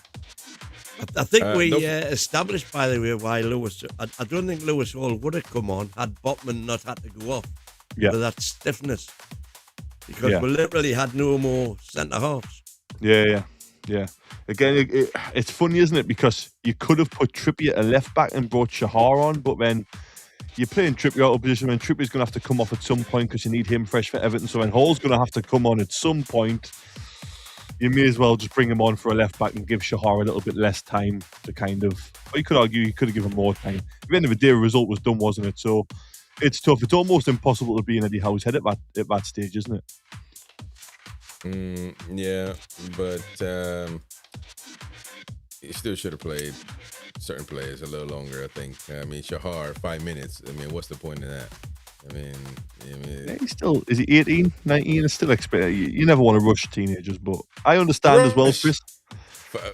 Rush. Well, it might pull a muscle with 6 minutes, but it should. I agree. It should have just given him 3. I'm not saying that. What I mean is, imagine if he. That was shambolic. I thought Karabag were obviously not coming into it because the tie itself were dead and buried. But in terms of performances, they were getting on a lot of counters. And it's just not an ideal environment, is it, as a youngster coming in, making them, not with, again, it's all ifs and buts, but making a mistake and then all of a sudden being like, oh my God, what's happened? His confidence is shot. I agree with you, though, Chris. I would have personally liked to have seen him a lot more. I just think it's very important to look at the overall kind of holistic approach with young players rather than, yes, of course, a full 90 minutes would have been amazing and we would have all loved it and he probably would have been fine. But imagine if you then give him a 90 minutes, he cost you 2 or 3 goals and you're thinking, whoa, when he next comes in, there's a lot of pressure. But it could go both ways. But if I'm honest, as a fan, I'd be with you, Chris, if I'm honest. I would have liked to have seen him start completely. Exactly. And kind of seeing how he went with it. But that's my point though. Why not just say that? Why are you feeling some sort of responsibility to defend something that you don't feel? Why not be true to yourself, to your convictions, and just say what you think? No, I'm doing it. Man. I'm doing it because I like to think I'm quite a balanced person. I like to always look at both sides of the argument. So rather than just be one of them people where I'm like, my opinion is right and that is it, I like to look at the other side and then have a balanced opinion of if I was in that position, if I was at that level of management, what would I do with a 18, 19-year-old player? So I like to try and be as balanced as possible rather than just go down the route of I'm right and I'm an expert. So for me, it's a case of I think we have to be as balanced as possible and not just blindly lead people with our opinion. I think it's right to give both sides and then make an informed decision from the expert side and the fan side. And then I think that's why we're the best channel, Chris, because we try and do that as much as possible, right? You're out your mind, man. No, man. No, we're not the best channel because we don't try to do it. There you go. By the way, listen, we'll open up the phone line so people, if you want to have your say about the current topic that we're talking about, which is, the Woltemade conundrum. I mean, we're talking about the rotation, of course, which Kevin didn't get to talk about the game yesterday. So call us down and have your say. 0191-916-8864. Have your say. And Ian disappeared there, but we're going to get him on at any moment given time. I mean, what do you guys make of the... It is a conundrum. I mean, it is a situation that is. I mean, I've if you follow me on X, I've tweeted about Woltemade, and it's going nuts. Of course, anything the American Mag says just explodes for no reason. I simply said that the guy was exquisite, and of course, I'm taking heat for that. Because they're criticized. Some people criticize him. They don't like him as a midfielder. They don't like the way he performed. That he was giving up balls. That that I need to stick to soccer. The typical ones. That we know. The typical nonsense comments. But he is an exquisite player. He's a flair. He's a great player. But they don't. I guess they don't watch me because I say he's not a midfielder. He shouldn't be playing there. He's wasted there. He should be a center forward. Everybody sees him as a center forward except now Eddie Howe. Or he doesn't. He says he doesn't see him as a midfielder either. He thinks this is just a temporary thing. But so let's talk about that. Let's talk about this big conundrum with Nick Woltemade. I mean, as much as Eddie Howe wants to say that the manager should be. I mean, sorry, the Nagelsmann of Germany. He'll like it because he's playing and everybody wants their players to play. And I mean, Nagelsmann is not happy about this. I guarantee you that. And I don't know Nagelsmann personally, but I can tell you that. And I was once Nagelsmann out because he didn't pick Chow for when he was killing it as soon as he got to Newcastle. So I wasn't the biggest fan of him. And so, he should be a center forward. Ian agrees with me, the voice of reason. He agrees with me that he's a striker, that he's a center forward, and he should be playing there. You agree with me with that, Ian, although you're dodgy and glitchy. I do. Come on. Go on. Well, I do think that he's a fantastic player. I think he's a 9. He thinks he's a 9. Right. Eddie bought him as a 9. Germany thinks he's a 9. Stuttgart did. But Woltemade is such a good player that when needs must, as in the last 4 games, Eddie's deployed him as the left-sided number 8, and he's performed pretty well. he was doing all right last night until Murphy missed the sitter that his little twinkle toes set up for him, and then he sort of lost heart with it a bit. I think that we've got a fantastic centre forward. We don't have a system that he fits into just yet, and that's down to us to work out how to get the best out of him. And we must be able to do that. We must be able to do something to get somebody with that touch, that vision, that creativity doing it 20 yards further up the pitch than he has to do it when he's playing in midfield. Whether he's a 9 or he's a false 9, or they put him on one of the wing, play him right wing, he wouldn't cross any less than bloody Murphy does. And he could just drift in, just be completely free in that attacking role. But he's a wonderful player. His touch is exquisite. If you've watched any of his old games in Germany, we've got a special player, and we're not really seeing it yet.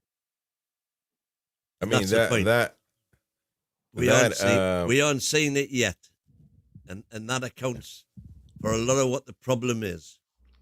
That we haven't had any time. Oh my God! If you're saying build a team around him, we haven't had any time to do that. He missed He missed the preseason. He missed the start of the season. Listen, man, I agree. Me and Ian are twins because we think the same. I mean, because you said the same thing about Wissa, talking about he's not fit. How long is it going to take, man?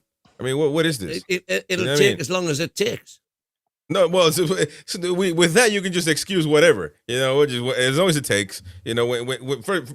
Basically, when you're happy with him, that's how long it takes. No, he should be already fit. Woltemade should have no problem. He doesn't have any problems. He's playing great when he can, because when he's forced to go too deep, then clearly that's not his thing. He's not a midfielder, for God's sake. But with what he can, he's showing flashes. He's showing greatness. You put him up front. We haven't even tried to put him up front with a 4-2-3-1. Basically, Eddie Howe has figured out half of the formula, and the other part he hasn't tried yet. Why are we waiting on to try that? By the way, who's got to get fit for us to try that? I don't understand it. I'm not. Because Ian, one thing that we're not going to agree on is that we are forced to do that. Based on what? Why are we forced to do that? What midfielder is knackered?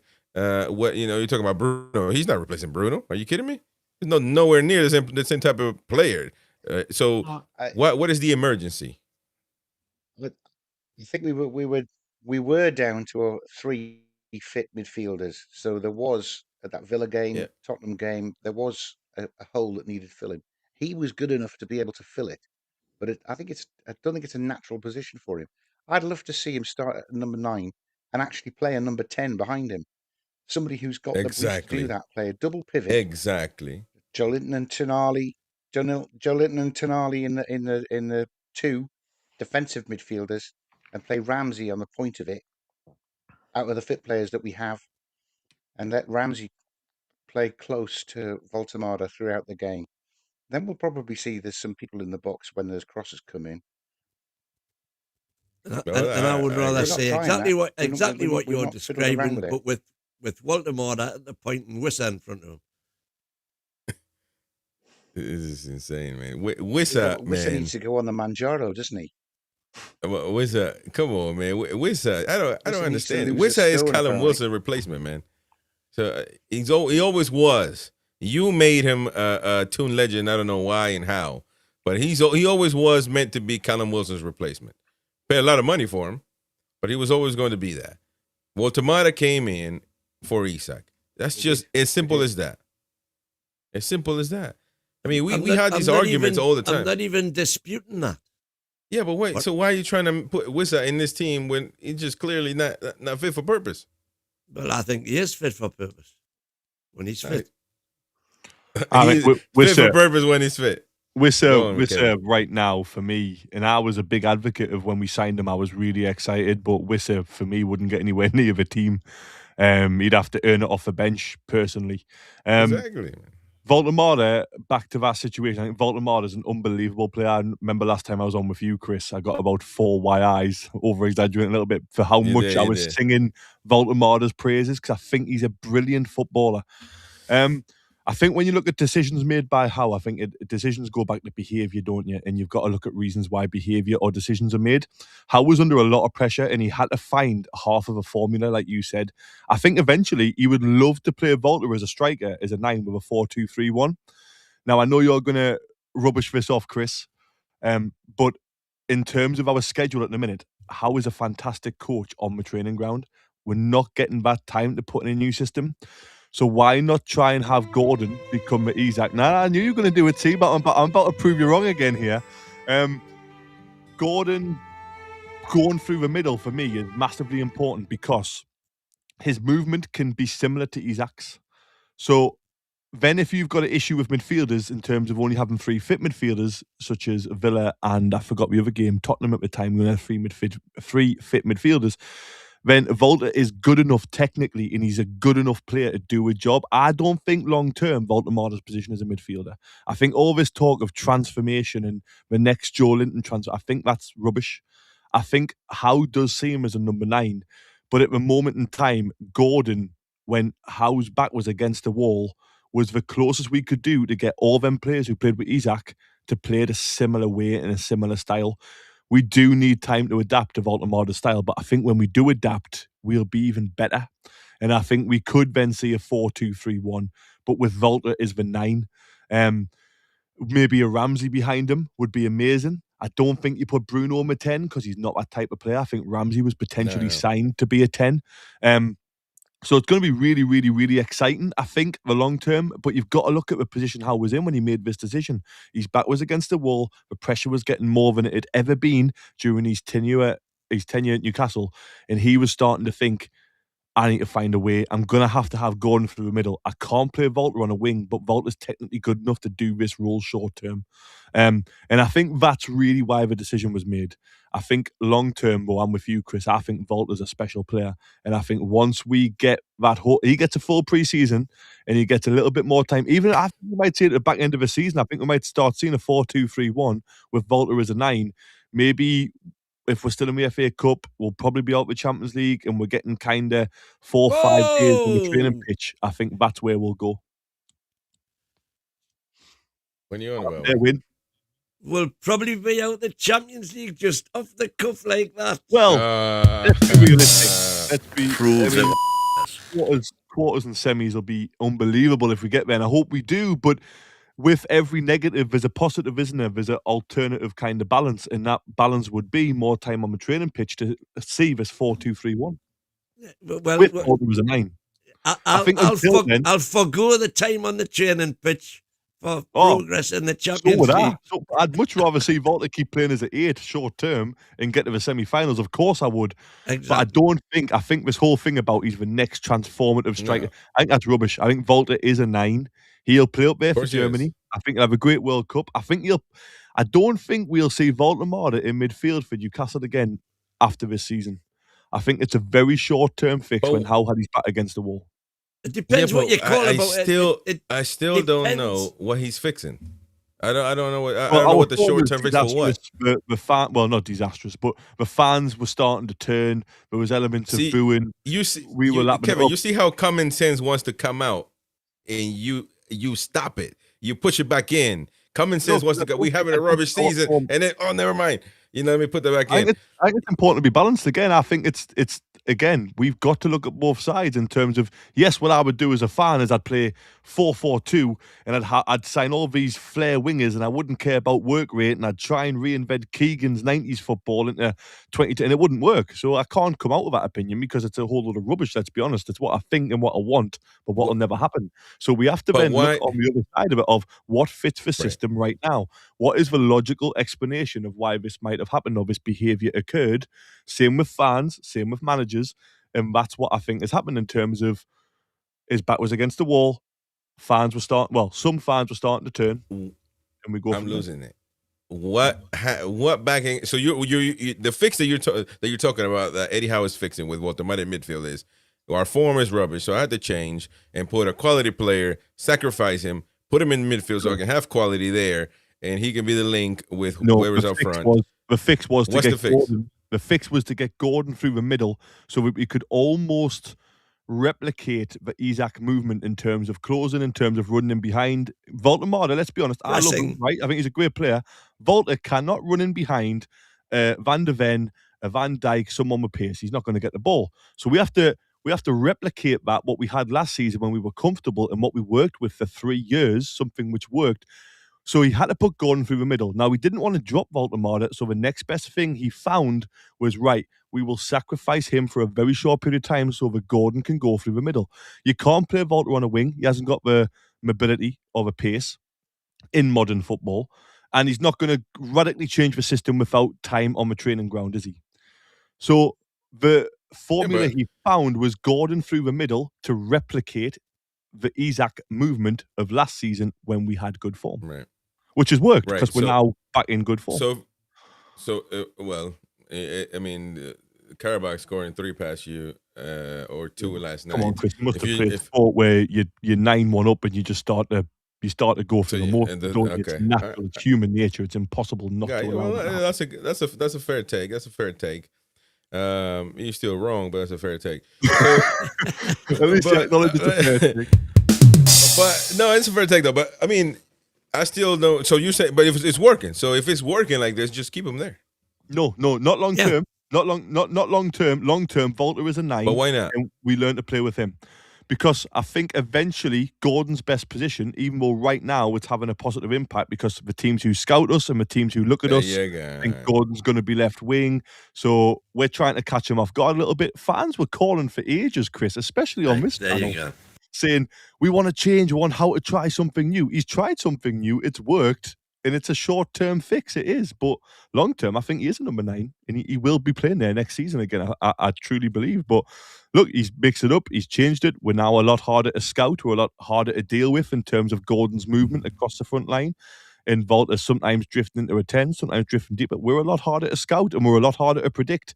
And he's found a way, and I think credit where it's due should be given. And then it's a case of, well, we'll see next season. I don't think he'll be a midfielder next season, ever. I think he'll always. Well, I think, and I'm going to ask Win, and I want to get him involved, and then Ian. But I agree with you 100%. I think it is something, you know, and I've been asking questions to you back to back to back, and it feels like I'm attacking you, and I am.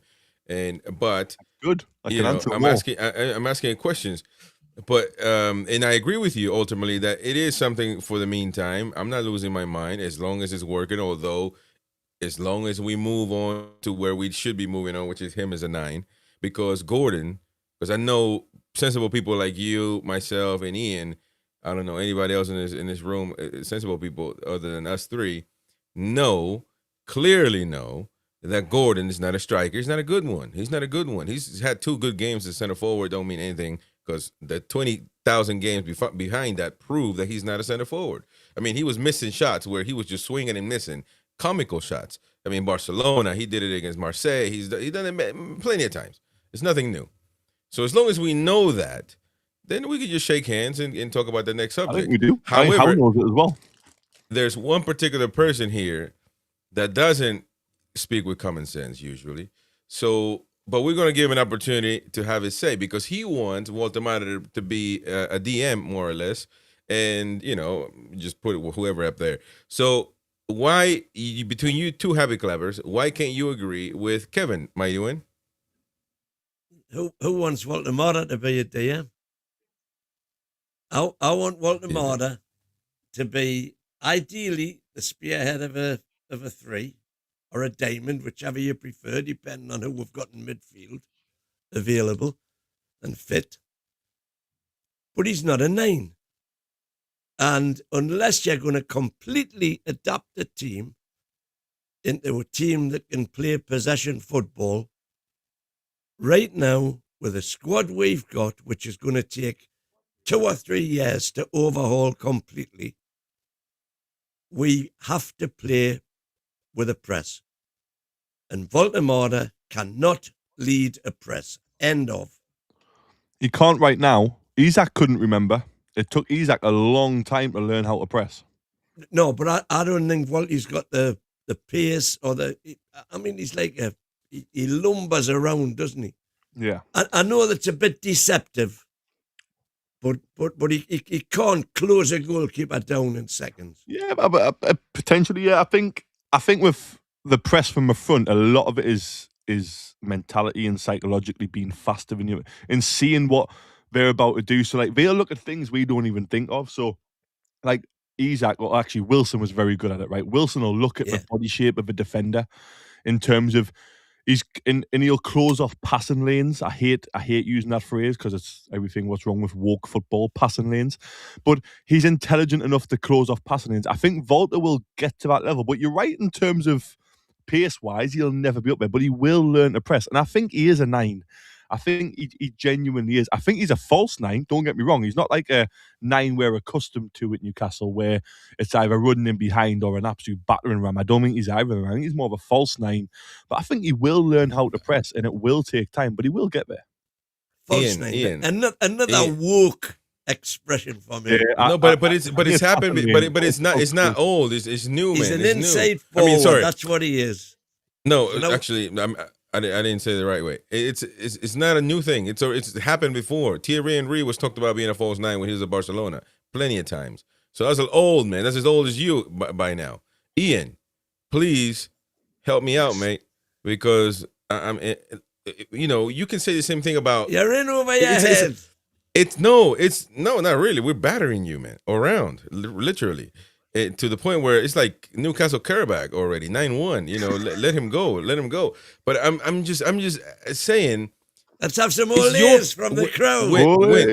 Win is your personal. As long as you say, look, I'd rather have a proper number 9, then nobody's going to argue with you. It's just whatever you want, whatever you like. It's the personal liking. But you can't say that he's not a 9, therefore he shouldn't play there, because football is not the same. I want you to name me. You can name him with your one hand, who is a proper number 9. They're not existent anymore, man. Not even Haaland plays like Alan Shearer. Haaland runs all game. Haaland is a proper number 9, isn't he? Really, in terms of modern football. But according to modern football, but just by saying that, that things is not the same. It's a different game. Of course, it's a different game. Because a proper number 9 today is Chris Wood. And trust me, ain't nobody buying Chris Wood around here. So, Ian, or help me out, mate. And I wouldn't mind him. Haaland can play the point. Can play number Haaland. Woltemade can play number 9. He needs people around him. He needs people close enough around him so that Gordon on the right wing, Gordon on the left wing, Murphy on the right wing can press. They can press into the goalkeeper, into the fullbacks. Woltemade is watching where maybe he's cutting off the only passing lane left open to be picking it up, but he can perform in a press without having to be him who's charging the goalkeeper down. Although, as I'm saying that, I'm remembering he did close one goalkeeper down, didn't he, earlier in the Champions League, and got fouled and won a penalty. Anyway, that's gone by the by. He's not a lone striker. You can't leave him on his own.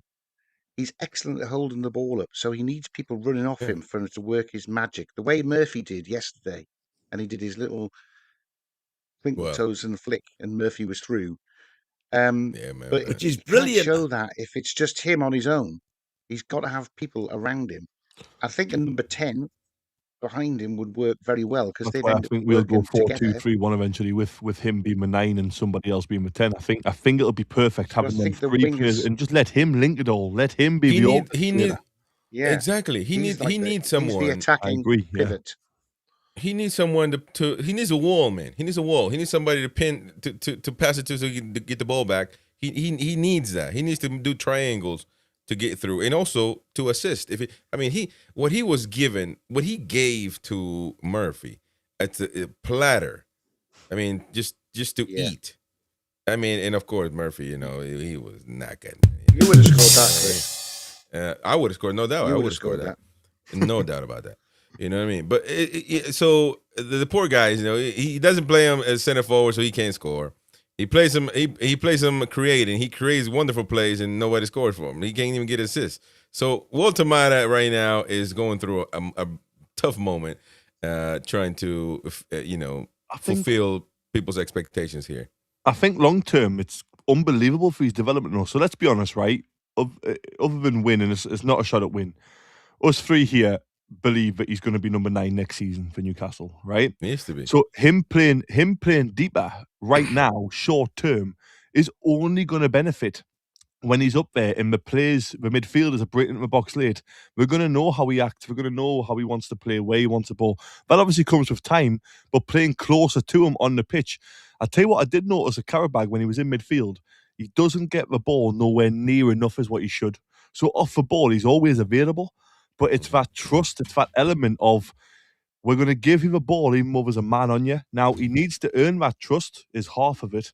But then the instruction obviously needs to come when you do slightly change style of, yes, he's got a player on his back, but he's good enough to hold him off. Give it to him.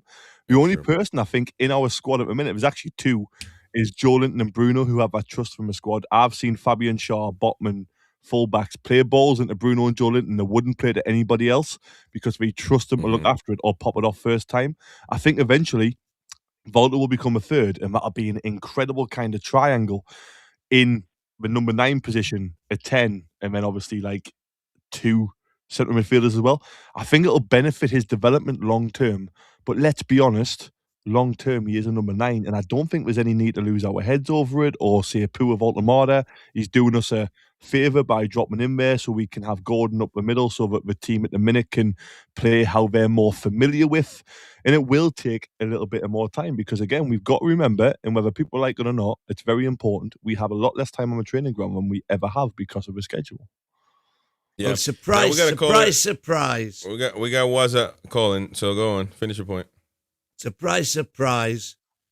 You're saying he has to earn the trust to get, because we've seen umpteen times this season when he's been in that position and he's received the ball and he hasn't had the physical strength. He doesn't get it to hang on to the ball. He's lost the ball. I think countless times. Everybody does lose the ball, but I don't think that's the reason why we don't trust him. We don't trust him in a minute because we're probably, again, in human nature, we're trying to not ease him into the team. You're not eased in February, are you? But we're trying to not put too much on him. Like Trippier was desperate for him to take a penalty because the team want him to succeed. They don't want him to kind of be the reason why. You got the other one who just worried about himself. So Warren, we got Warren calling us now. How are you, mate? We can't see any chats, We can't see anything. Evening, gentlemen. Which, by the way, give me a second, mate, because the YouTube chat is knackered at the moment, so I don't know what's happening. It's knackered as my eye. So make sure you can give us a call. Have your say 0191-916-8864. We'll try to add the phone line on every show now. We'll try to do as much as possible so everybody, so this can be known. Have your say at all times. So, and by the way, you can super chat as well, give memberships away, or become a member yourself. That way you help the channel grow and help others as well. So thank you very much if you do that. Warren, you kind of super chat, by the way, Chris. You can? I've tried. I've saved myself a fortune, and I've actually saved up enough to buy Tina a hairdryer. That's how much I've saved. Shots fired. You are not good, man. Oh man, I'll send you the PayPal account later. Don't worry.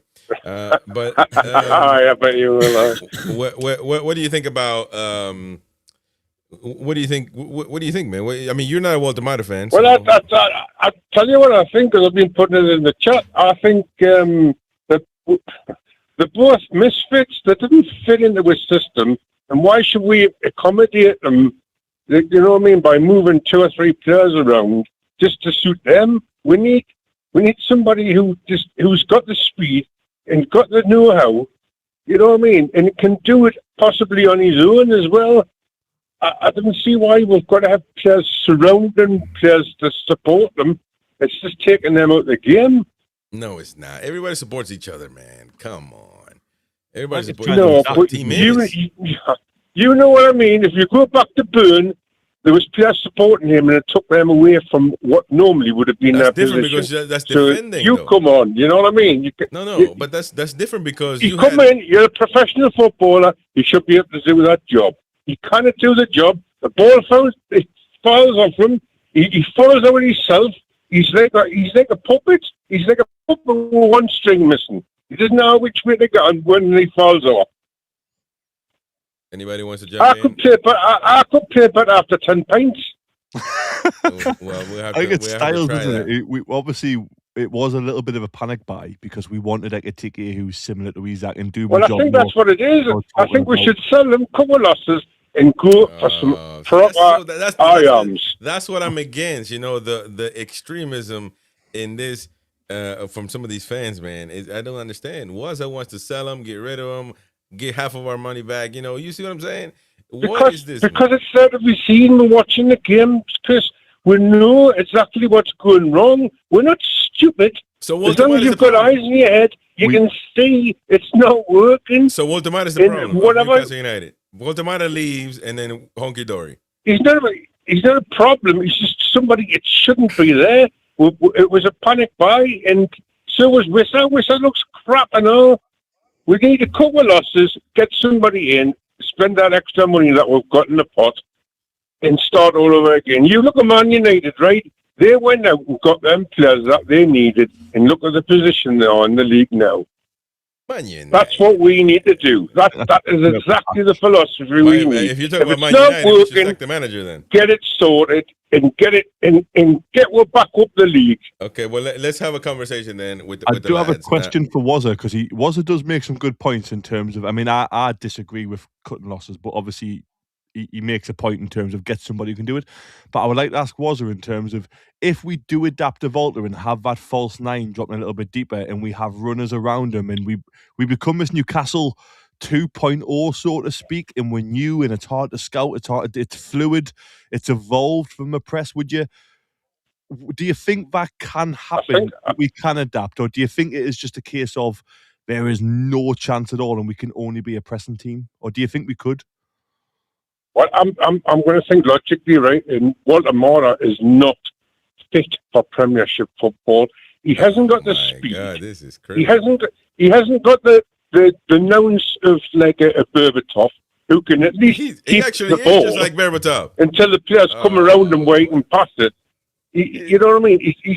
He hasn't got it. I think that takes time. I don't know why you play him up so much. Is it because like you want him to be really good? Which is totally different to being really good and giving him admiration because he's doing really well. He's not. Well, let me ask Ian what he thinks. If so you have to say, Ian, what do you think, mate, about what Waz is saying? Well, Waz's written him off, hasn't he? Really. And what I'm just thinking of is if as a young man, when I was out hunting a wife, I'd come across the most beautiful woman in the world, but she didn't speak English, I wouldn't just go, well, I'm not interested in her at all. I'd try and communicate and learn and adapt. Right, well, you just made a point there. So, he should be doing the adaptation, not the team. Right. Well, I think Woltemade is capable of doing that. He just needs a little bit of time. And we have seen he's playing in midfield. Time is of the essence, my friend. Time is of the essence because we haven't got time because we need to progress. Well, first of all, he's the reason why we've exactly. But he is the reason because the results have improved, haven't they, since Volta has. I don't think he's a midfielder. Gone into midfield. Yeah, the results have improved since that happened. So he has found a way to. Yeah, you know why? Because we've been pressing. Because we've been using the players that have speed, what we're familiar with, and pushing, and that's the only reason. There's no other reason for it. You push, you support. You wait for the second balls, you push. You know what I mean? It's pointless. You know what I mean? Like I say, trying to fit them in when they don't fit, they don't give the team anything. You do have to adapt long term, though. You do have to adapt long term. I don't think you can. Well, let him adapt. Let him adapt in Spain because he's not good for the Premiership. I tell you that for a fact. Once you hate him already. By the way, you're lying because I just tested a super chat, so you're lying through your dentures. By the way, but it's okay, man. No, listen, you don't want to support the channel. Don't support the channel, but don't lie to me, man. That's the worst thing you can do. He's our biggest fan, was it? There you go. I don't lie. I get the truth. Yeah, I don't understand what you're on about. Hey, listen, man. Hey, exactly. I'm watching the same things as you, and I can see it. I've been watching football for bloody 55 years. You know what I mean? Well, you're stuck there. That's the problem. Strikers are not like that anymore, man. No, I those days are long gone. appreciate good players, and I can see it. You know what I mean? And he is not. He's not. He just doesn't fit. Is there anything about him you do like? Is there anything about Walter you do like in terms? Yeah, he's a nice lad. He seems as though he gets on Dick Canny, and I think that's why they're accommodating him even more, because he's such a nice lad. I think if he was a bit of a so-and-so Butte by now, he would have been at a Christmas. I think we're accommodating him because obviously footballers now are investments, aren't we? It's a business, and we've invested this money into him. We have to make it work short term and long term. If Bayern are still interested, do a deal, man. Do a deal. Get him back the way he belongs, and we can start again.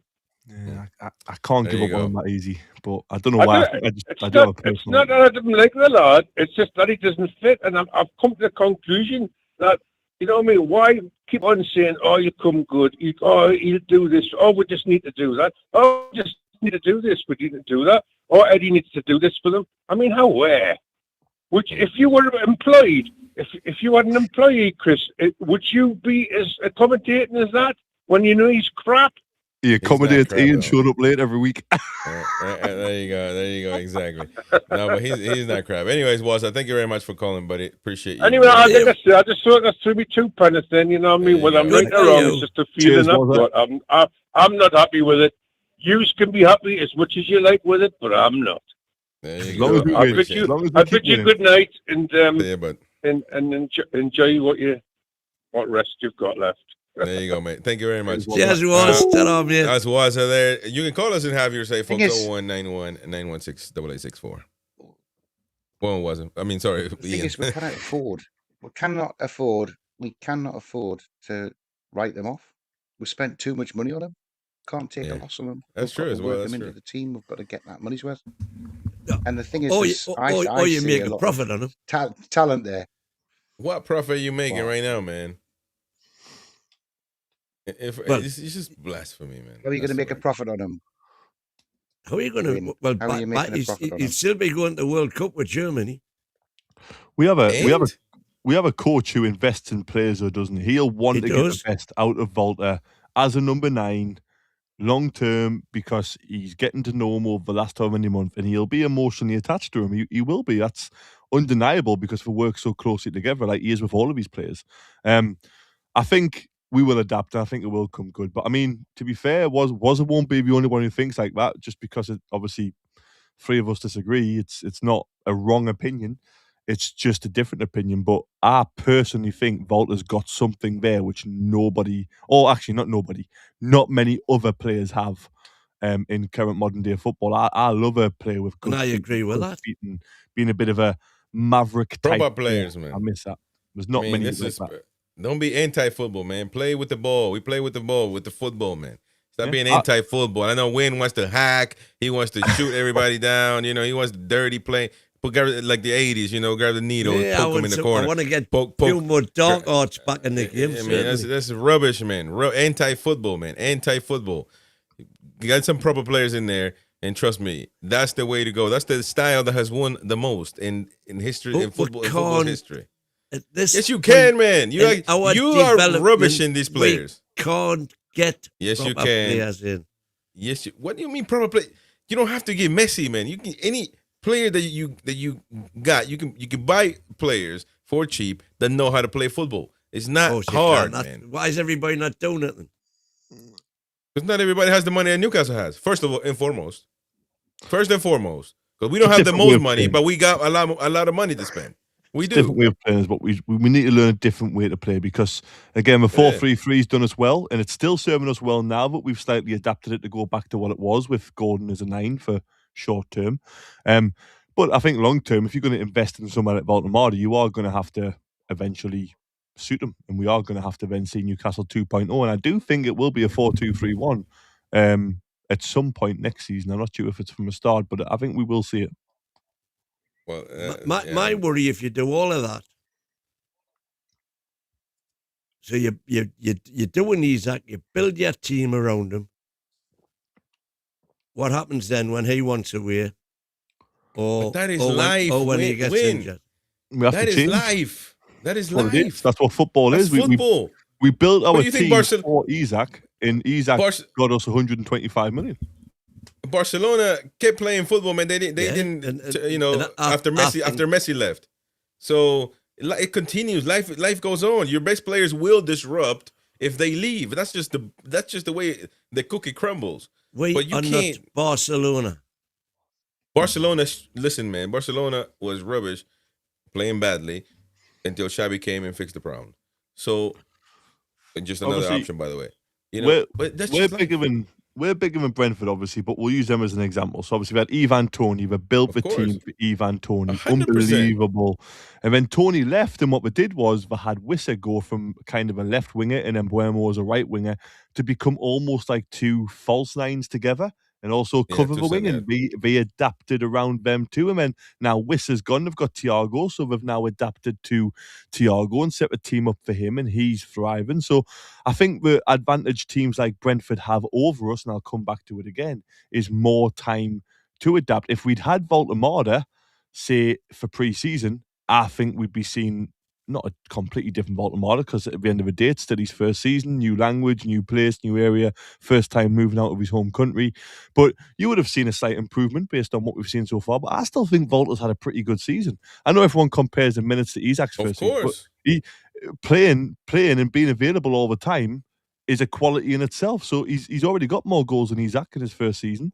He'll adapt more, and the team will be made for him more. Like Isaac, the team was made for Isaac eventually. It was made for Wilson, then it was slowly got moved over to Isaac. It'll get moved to Volta. It will just take time. But I think short term, we can't just keep being patient, because, like I say, it was getting a bit restless. Some people wanted to change. And then we went into, right, now we have to make it work like it did last season until the end of the season. That'll get us through the last 10 league games, so to speak. First of all, it's proven that the pressing just doesn't. It's not sustainable. It's proven it's not sustainable. So when you want to play pressing, just because Gordon, is helping out doing that now, but it's not sustainable. One day a week it hasn't been. Exactly, but that's not what we want. So what we want is a squad big enough to play, two games a week, or we need a completely different squad. To play possession football. No. Why? First of all, you can do it with these players. Second of all, why? Why do you need more players? We're proving that we can't do it with these players, man. But why? They can't put a 5-yard pass. But why? I'm asking you why, because the manager didn't rotate yesterday, so they clearly don't need rest. That's not a problem. Well, he did. We don't need rest yesterday. He did. No, he rotate didn't. Yesterday. No, he didn't. He rested all. He didn't rest. He didn't rest. Chow couldn't play. Get your facts right, man. He put Alex Murphy. That's the only young player that he put that he needed time. That's it. He didn't rest all. Good enough, Papa. How would you know? I don't. How would you know? I don't see him every day. So that's exactly. That's the point. How sees him every day? His opinion's more qualified than me. So, but he'll know for good enough. So Shahar is only good for 6 minutes. I don't know. Well, then how will know? I obviously think so. If I have a player that's only good for 6 minutes, you need to get rid of him. Why is he even on the bench? We might look at Harris Nashby. He came in and we got rid of him because he wasn't good enough for 20 minutes. We don't know. We don't know. Our youngsters could be amazing. It could be poor. We have no idea. We haven't seen enough of them. Have you seen enough of Asula? I did see enough of. Good question. Neve I think Asula's probably get in, Ian. I was going to say I saw enough of Sean Neve in the first leg to think that he could have had 20 minutes last night. Sean Neve? Wissa came on. I don't know. He's only played about how many minutes? He's played 5. Sean Neve's not good enough. If Sean Neve was good enough, he'd be coming off the bench. I think the 5 minutes Ian's referring to was when he got the ball. 5 minutes when he put a great cross in that Chow should have scored from. And then he missed the header. He was there. He's put a cross in. Some toe end just took it from behind him. Well, no, what I mean, Kev, is that was a game where it was a dead rubber, wasn't it? We were 6 goals up. We could have we could have had them run about.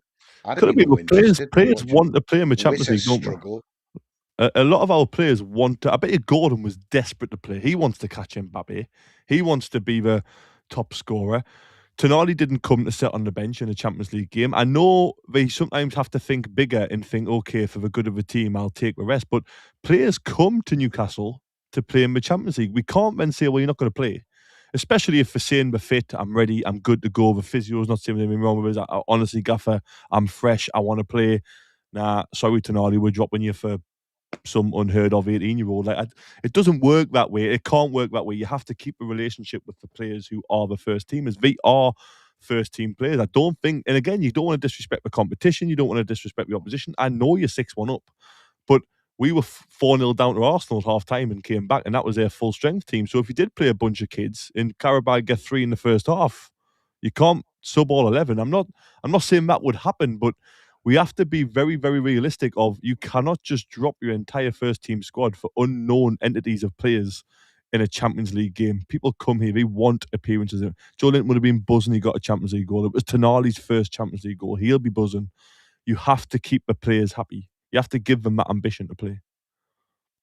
Well, I agree with you, Kevin. All I was saying was that I would have liked Sean Neef to come on and seen him get his 10 or 15 minutes at the end. Wissa's got to That was get all. sharp. Sahar, I mean, I sharp, didn't hasn't really understand what Trippier came off and then they moved Murphy back to fullback. He's not a fullback.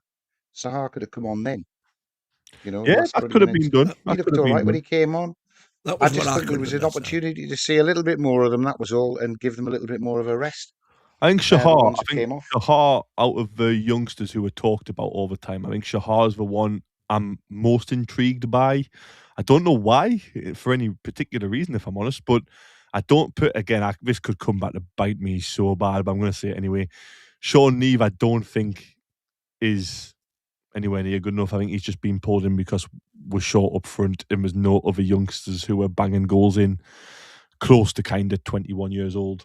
And Alex Murphy looks okay. Looks like he could have a very decent career, but I don't know if Alex Murphy is the answer long term or if he'll be another one who we maybe loan out, try and make a slight profit off. But Shahar, definitely I would have potentially liked to have seen a little bit more of. But the rest of them, like we can't see a Sean Neve gets ahead of Wissa because Wissa's desperate for sharpness. Wissa looks so far off it that we are desperate for him to get some confidence. Agreed, Well, wholeheartedly. Sometimes we just got to call it for what it is. Apparently, by the way, the shovel at the back has been explained to some degree by Botman feeling stiffness. So we needed Murphy to go to centre half because nobody else can play centre half. So that was why Shahar didn't come on until then. Okay, you believe that? You got to. I certainly believe Botman. You've got to wrap Botman up in cotton wool, haven't you? He's made of glass. Oh man. By the way, additional stat for the Champions League is Newcastle's got 26 goals in Champions League, which is, according to this, the most. Outscoring Europe elite sides in Champions League so far this season. So that's very much, I mean, obviously all 9 came from, I mean, we were knackered until we scored 9 against Carabao. So, I mean, there's context into that. I hope that we can put a context without going on parades. But it is something, you know, it's something good to be.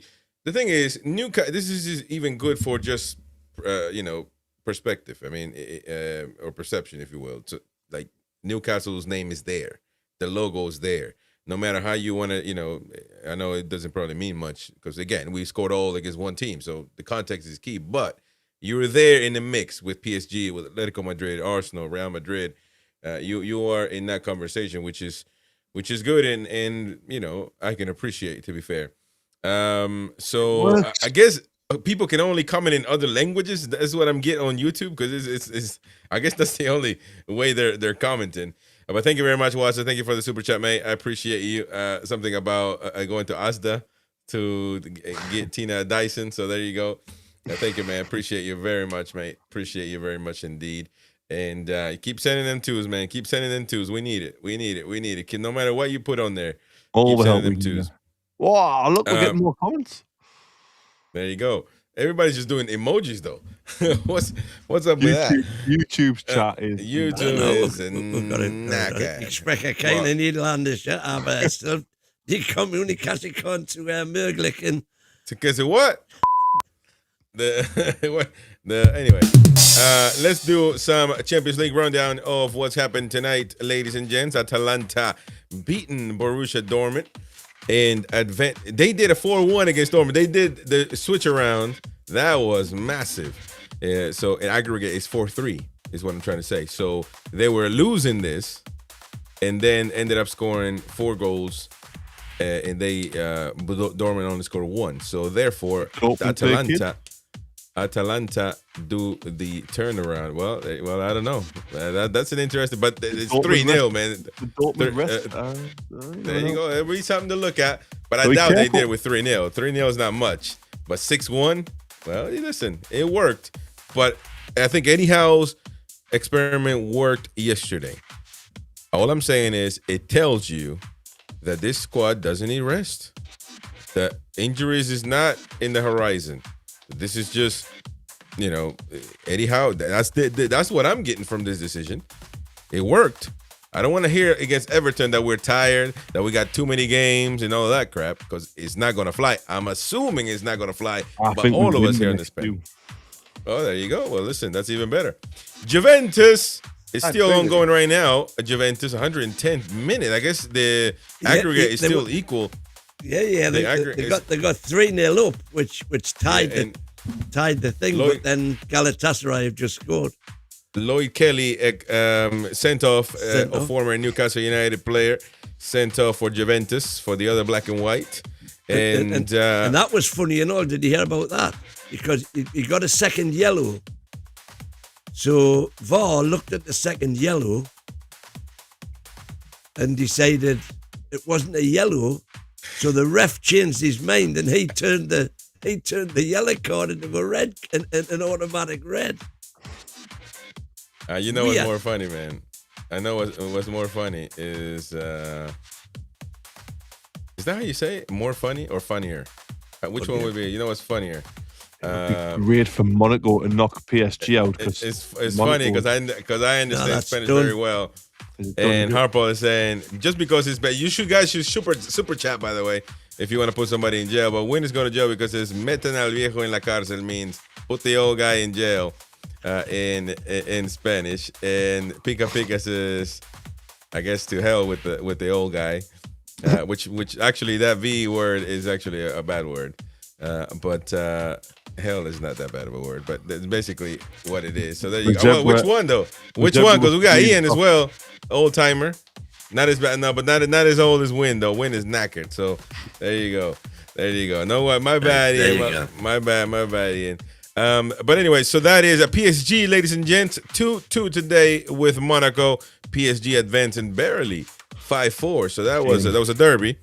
But very tough one, very tough. Monaco with a red card as well, so that must have helped PSG. So there you go, PSG going to the group stages. Real Madrid tonight eliminating Benfica at El Bernabeu. So 2-1 tonight, in aggregate 3-1. Therefore, I know it was a spicy game, I'm assuming. What's his name? Didn't get to play, the guy in discussion, and he's been suspended by UEFA.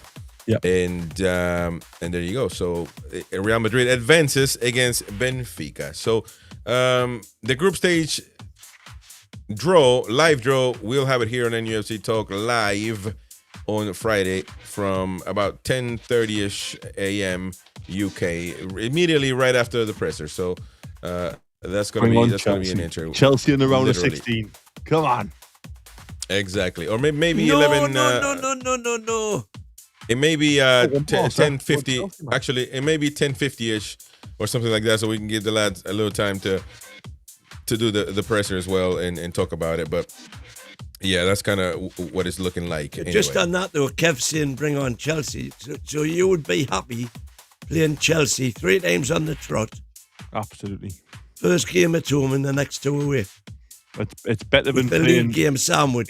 It's better than playing Barca at home, Chelsea in the league, and then Barca away. Yeah. I'd much rather play Chelsea 3 times. We've got a chance against. I mean, we've got a chance against Barca, but we've got a much bigger chance against Chelsea in the round of 16. Come on, Chelsea has dipped. The form's starting to dip. Patch of the new manager's wearing off. We drew with Burnley 1-1. Yeah, that's true. It's just that Chelsea, we're going to play them too much, and that's practice for either team. But I don't trust. I trust Howe more than Rosina to learn. He did it with Arsenal. He did it with Liverpool. If you look at history, he's better off. I was like you, Kev. I wanted Chelsea, but I'm just thinking the Champions League is dominated by English Premier League teams because of their increased strength and power. Chelsea buried Barcelona, didn't it? And if we're honest, if there hadn't been for the Gordon air shot and the Barnes sitter, we'd have been 2-up at half-time against Barcelona. That's a different game to the one we lost 2-1. Yeah, but look, when we got a goal back and Barca just looked after the ball for the entire 5 minutes. Like, if they wanted to, they could just get a goal and kill us, couldn't they? Chelsea always look a little bit vulnerable. It'd be interesting. I mean, we can't get comments because YouTube's knackered, but it would be nice to get comments about kind of where fans would prefer to play. Personally, I think Chelsea's a much easier game over 2 legs, less travel, doesn't affect the league form as much. I know Barcelona's not a million miles away, of course it's not, but it's a lot longer to go to Barca than it is London. You could probably even stay in London for a week if you played them 3 times in a row. I'd much rather have Chelsea. It gives us a bigger chance for me at the quarterfinals, which, I mean, don't get me wrong, would probably not go to win the Champions League, but you get to the quarter semis, you start to dream and you think, well, does it all line up with Budapest? That's where we won our last European trophy, in Budapest. The final this year is in Budapest, so yeah, interesting. It's an interesting season. The one thing that David Hopkinson came out and speaking on Prime, which, by the way, if anybody has some reason, the clip that they use for the Prime Video UK, when they did the build-up for the game yesterday, where they used our footage, let me know, because I want to see what they look like. So I want to watch it, but I couldn't watch. I'm in the US. I couldn't do it. And in Prime Video, because I've got Prime Video, and I was expecting to be able to rewatch the whole show, but literally they've only got the team. Like, you can't see the build up on catch up anywhere. Yeah. So probably people missed it, but they told me they would probably put it on YouTube as well, but then don't know what but I would like to see it anyway. But he was on, the CEO was there, and he reiterated that Eddie Howe is, quote, so important in major vote of confidence for him. So it's there's no doubt that he's being backed by the leadership at Newcastle. Quotes from this sort of interview are that Eddie Howe is so important to this club and what he's done here. Lifting the club's first trophy in 70 years with the Carabao Cup last year is remarkable. He also said what he's done on the day-to-day, working incredibly hard, and has the support of the club and the ownership. So he was also said, this is a long-term project for Newcastle and myself. I came here with high conviction, and this project needs to be viewed as a couple of stages. He lastly said, not lastly, I think it's one of the last quotes here, saying that the first being between now and 2030, which is getting organized and raising ambitions from what we maybe previously had, and to then develop the people, players, and infrastructure to ensure that revenue we talked about pays off on the pitch. I think that's very important because of the conversation that I had with him, and not the name drop win, but it's true, because I take that first part very, very serious when he says we then need to develop the people, the players, infrastructure to ensure the revenues we talked about pays off. The people, because there could be a situation where it feels like people have this stranglehold on the team that making decisions to make money, they might look at it and says, this guy's just trying to make money. You know what I mean? And when we talked, he mentioned that, that people need to let go a little bit, and people need to be open-minded to other things. Because if you want money, you can't have it, always. And that could be from changing the logo. And people are like, no, I love the seahorses. The seahorses. I was growing up with seahorses when I was growing up in Newcastle, blah, blah, blah. You know, I'm exaggerating, obviously, but stuff like that. You know, I know when seahorses in Tynemouth, and I mean, the seahorse is unbelievable. You know, but sometimes you just got to move on from certain things. Yeah, that's just one example, by the way. You know, there could be many others. I'm not saying I agree or disagree. I'm just saying it could be St. James's Park being torn down, and if they don't come to an agreement, then they might have to move a couple of miles away. Yeah, that's a drastic decision, to be fair. I don't think anybody wants that. But if people don't in the city council don't get it right, then what's PIF going to do? Wait until the city council wakes up? Do you guys even have voting for the city council? Whoever's in charge, the last that's in charge. When is she knackered? They're elected. I mean, how long? Because I know you got kings and queens over there, so I ain't got. I don't know. Like, is she the king of the city, or queen of the city, or something like that? Yeah, I mean, how long does she have until she's voted in or out again?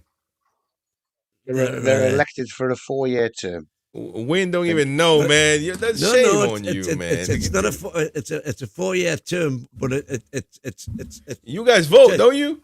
It's 2 4-year terms overlapping, and it depends how the council is then made up, and then whichever party. When did you vote for this last before? When did you vote? Did you even vote, man?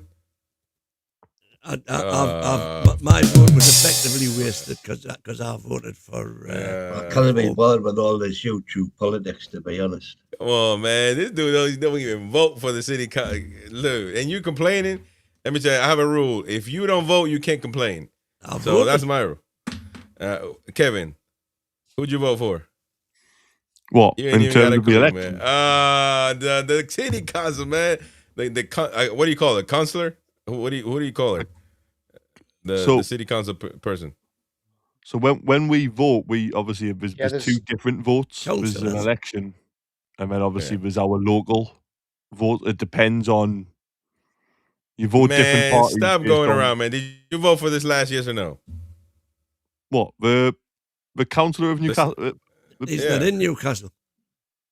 No, because there's a lady. I read the article. The lady is the city. She's in charge of the city council or whatever. You don't she's a season vote. ticket. She's a season ticket holder. Kev, she wants to. You're Chesley Street, aren't you, Kev? Yeah, I wouldn't. So have, Kev didn't vote. Kev didn't vote for any Newcastle councillors. I wouldn't be allowed to vote for her because I vote differently in turn. I vote Durham, so technically. Oh my God, he's the Macam. Our system is ridiculous, Chris. And don't get started on the royal family. If I was to share my opinions on the royal family, don't do it. Don't do it. Don't do it because I'm a royalist. I'm a royalist, man. I'm a royalist. Don't do it. Oh, goodness, Chris. I'm a royalist. Anyway, I'll invite you to the Jubilee. Don't worry. We'll go together, man, and we'll go have a good time. Like proper time. Remember when proper times with the Jubilee, having like proper, man, the UK flags all over the place. All our tune. Remember that? I certainly do. Yeah, man. No, you don't, man. Get out. Either way. I had my house covered in bunting. You know what I mean? Like a car. I've seen an old school car, actually, because, I do my research for the Friday Neat shows when we do these old footage and stuff like of Newcastle. And I ran, there was a Jubilee of the Queen back in the 70s or 80s or something like that.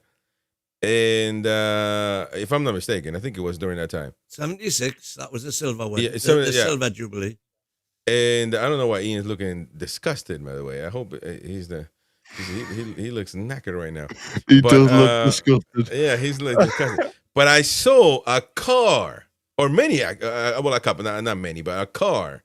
It was a white car, but it had the red cross from front to the back and from side to side, like the English flag.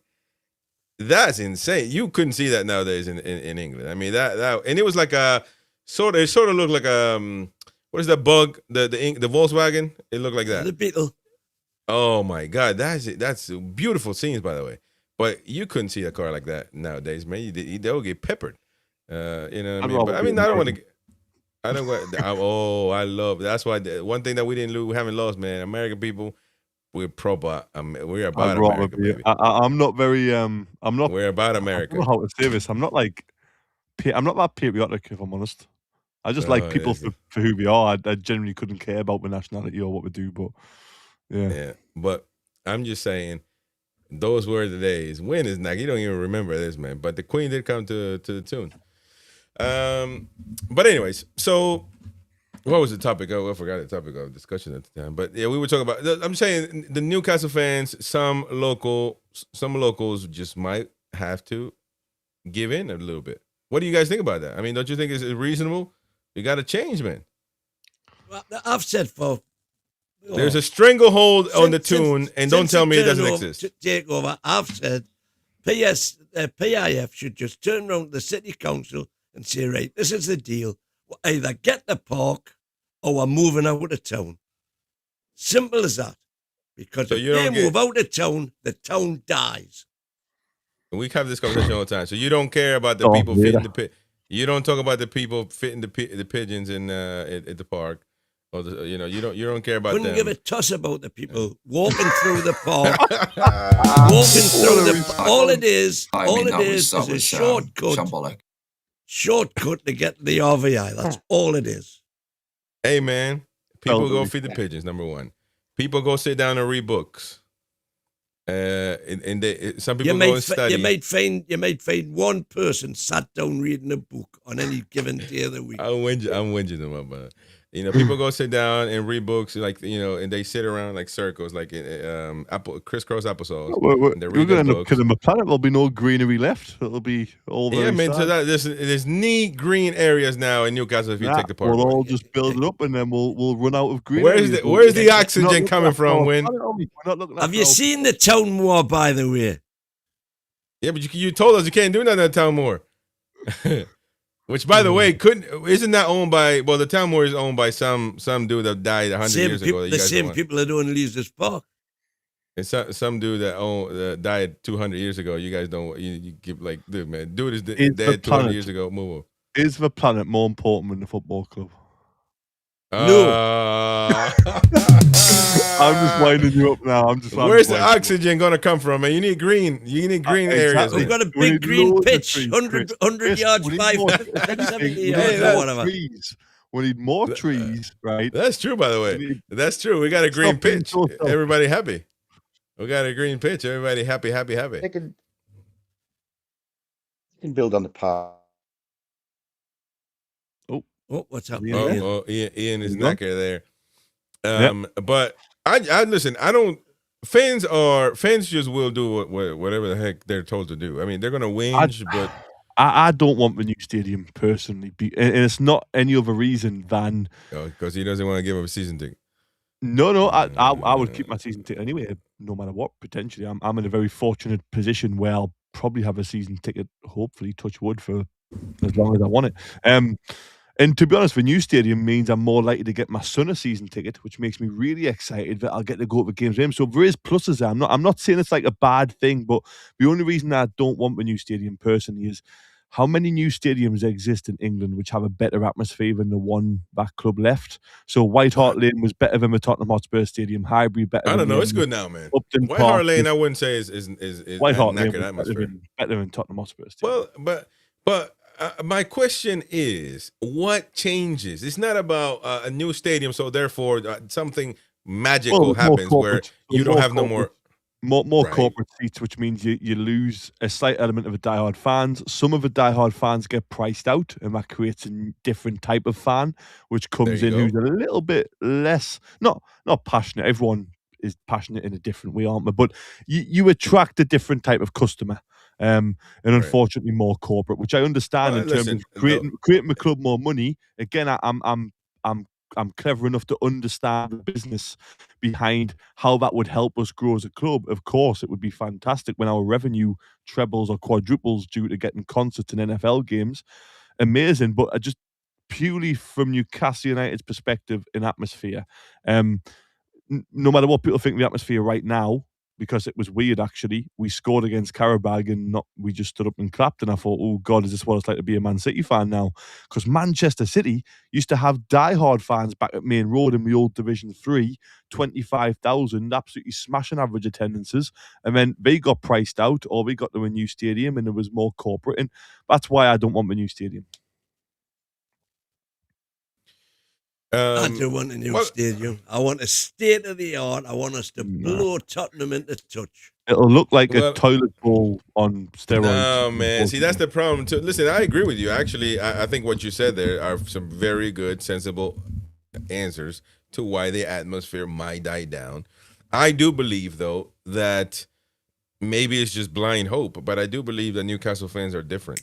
And maybe Man City fans were saying the same thing, but I think that it's I haven't been to any other, I was going to say state, but you guys are not proper countries, so you ain't got no states. So you guys got like counties.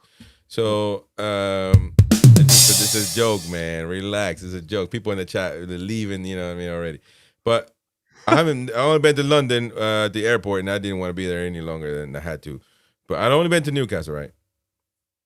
I just can't believe that everybody's the same. I just don't believe that. I don't believe that. I believe that Newcastle folks are different. And the fact that there's only one team in Newcastle is a major thing, unheard of anywhere else. Unheard of anywhere else. So I think that it's just too catastrophic for me to believe that the atmosphere will die down. I mean, because I think a lot of those hard match going fans are still going to go, unless they get priced out. But to be fair, I mean, they're cheap right now. All of your season tickets are cheap as hell, man. Even if they don't get priced out, well, like you'll have a thing like it'll be a bowl, so it'll. Again, I remember saying on a previous pod, I would love a new stadium if it looked like a spaceship or something we've never seen before, because St James's is unique. So I'd want my new one to be unique. But you would have like so many corporate tickets, and that will naturally, slowly die down. Like with Tottenham, the North London derby, did you see the Arsenal fans who were in hospitality at the Tottenham Hospital who were just celebrating, and Tottenham fans were just videoing it? I'm like, if that happened at St James's or Stadium of Light now, it would be absolute carnage. It's happened already, actually. I was telling some Liverpool fans last year that were in the regular seats at Newcastle. And, I mean, some of them were going viral over it, of course. And that's what we got into the conversation, remember, not too long ago with you, I think, about would you let your brother, if he is a Liverpool fan, go take your seat, and you said no. But well, you said you would. I thought you said you wouldn't. You said you wouldn't. If it's my brother or my mate, I would let him sit next to us. I've done it. Well, I'm saying if they were another fan of another club, yeah. So I think most would. I mean, now you probably tell them, listen, man, don't put your shirt on.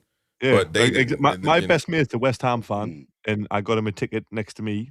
They were 3-1 up, and he was obviously not making it obvious. Nobody knew but he was nudging me and giving me the odd little look at the West Ham. And then we came back, was when Barnes scored 2, we won 4-3. He had to stand up.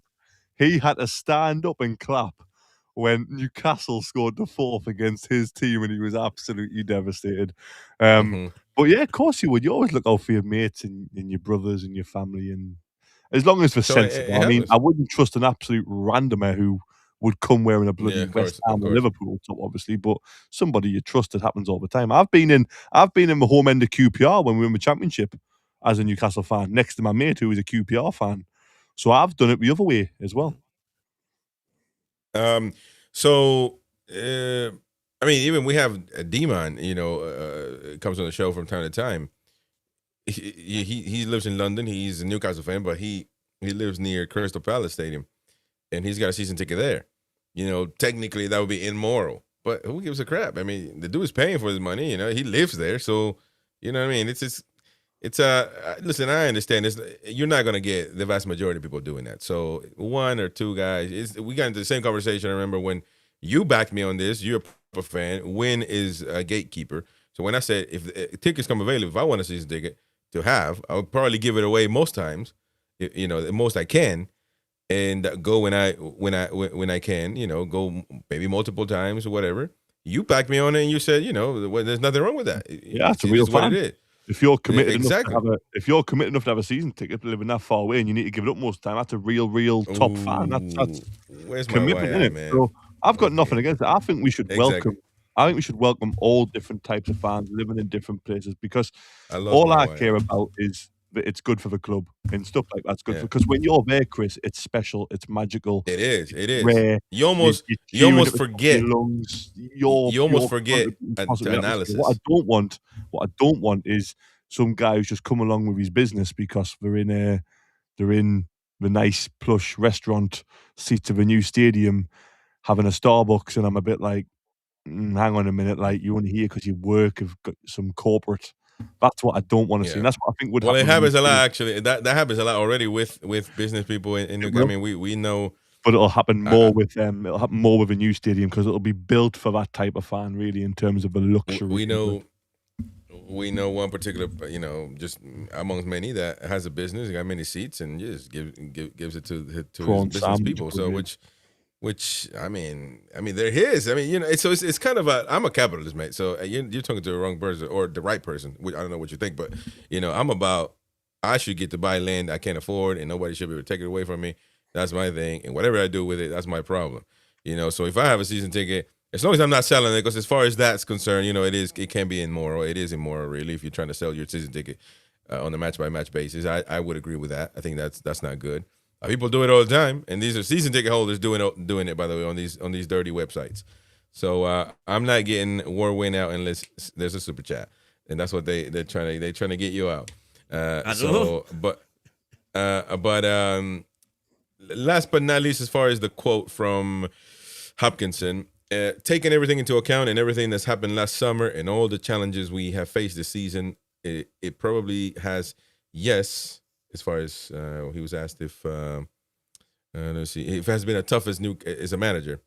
Howe admitted that it was one of the toughest one amid not Hopkinson, amid this last summer and all the challenges that we faced this season. It has been a tough one, but it can still have a great end. And we're trying to be very positive and look to what we can achieve. And the Champions League now being number one of our season. I mean, that's got to be number one focus no matter what. Unfortunately, it is.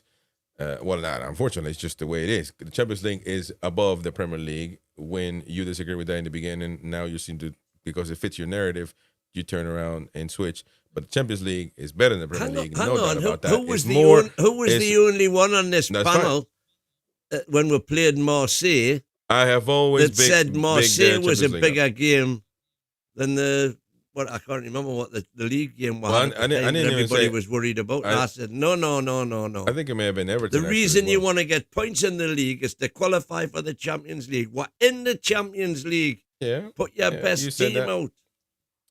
You said that, and that's fine.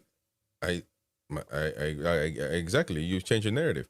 So I have not changed my narrative at all. Then. No, because you've always said the Premier League is better than the Champions League, and that's nonsense. That doesn't exist. That doesn't happen. No player in the world will agree with you, and so that's that.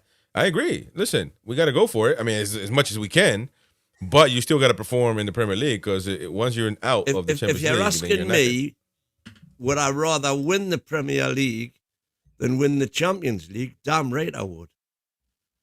The Champions League, good job, boy. Good on you, mate. I'm talking about winning it, though. Of course. And at the minute, we're miles off winning the Premier League, but we're not miles off winning the Champions League. Winning the Premier League is not more important than winning the Champions League. So nobody will agree with you on that. Nobody. Well, I don't care. That's my view. But you're wrong. So you can have your opinion. You're just wrong. Not even the most royalist guy, the most hardcore English person in the history of English people will agree with you. The Champions League puts you. I would rather Champions League in my lifetime. I would rather see us win the Premier League than win the Champions League. Well, we're going to win both. We're going to win both of them anyway. I hope so. The Champions League. Newcastle United wins the Champions League. All of a sudden, all the pretty girls want to hang out with you. All of a sudden, you know what I mean. You're the cool guy in town. You know what I mean? All of a sudden, it just changes your life. I'm telling you, trust it changes me, your life. If you're good enough to win the Premier League, you're good enough to win the Champions League. I don't know about that. I do think this game coming up, this last round of 16, if we can get through that and into the quarterfinals, that is very visible for the rest of the players in Europe who are wondering if they want to come to Newcastle when they're being approached in the summer. Suddenly, the Champions League quarter-finalist is a lot better than, well, they finished fifth in the Premier League last And year. that's regardless of I whether we think, actually qualify for the Champions League or not. yeah, it is making us far more visible in the football world. The draw at PSG would have done that. That would have had reverberations for players that are following it all around. I do think, Kev, you're going to have to resolve yourself to the fact that more corporate entertainment and high ticket prices in the new stadium is exactly what they're building the new stadium for, but it will come back in bigger wages and higher transfer fees and It will. improvement of the team. That's what they're doing it for. I understand the balance. I just atmospheres. Just for me, we have such a rare kind of atmosphere in Cathedral on the Hill, and I've had so many experiences in James's Park, and it's a little bit like I don't ever want to see that leave, and I almost would worry that if we can't replicate that atmosphere in a new stadium, that our soul wouldn't necessarily be gone, because you obviously have to adapt with the times, and that's normal, but a very small percentage of that soul would be gone forever. And obviously St James's Park, we've played there since, my God, 1892, I think. I don't think we've ever had another stadium. So it would be a massive change, and I understand you have to move with the times, and I completely understand the bigger wages, better players, bigger revenues, concerts and all that stuff. I get it. I like the NFL. I'd love an NFL game to come to Newcastle. I'd be absolutely buzzing. But just purely footballing terms, I think no doubt about it, you would lose the magic atmosphere. It would still be pretty good, but I don't think it would ever No, I replicate think some of the ones I've all experienced in St James's Park in my lifetime. all 40-odd thousand of the season ticket holders would just be transferred into the new stadium, and then you'd get another 10,000 Yeah, but with season ticket 40 odd holders thousand who are, events surrounded, say, I'm making this up, but let's say there's 1,000 corporate seats rather than 40,000 to 1,000 corporate. It's 40,000 to 5,000 corporate, and that has a big impact. So, Well, but the thing is, I mean, what I think. But What Ian's would saying you is rather, Kev, would you rather give up on big success? man.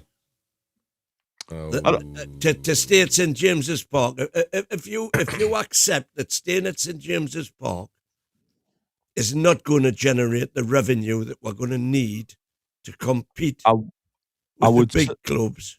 yeah, I would sacrifice it taking longer to be successful, because obviously it would take longer and longer to get the sponsorship deals and the stuff, but I wouldn't accept no success at all. But I feel like if we stayed at St James's and built it up to 63, 64, it might have a 3-year, 4-year impact on how soon we win a Premier League or something like that. I'm just completely guessing. Again, there's no real science behind it, but I would sacrifice 3 or 4 years wait, but I wouldn't sacrifice, obviously, success. But then, do we want to be making, like, Man City score a goal to stand up and clap?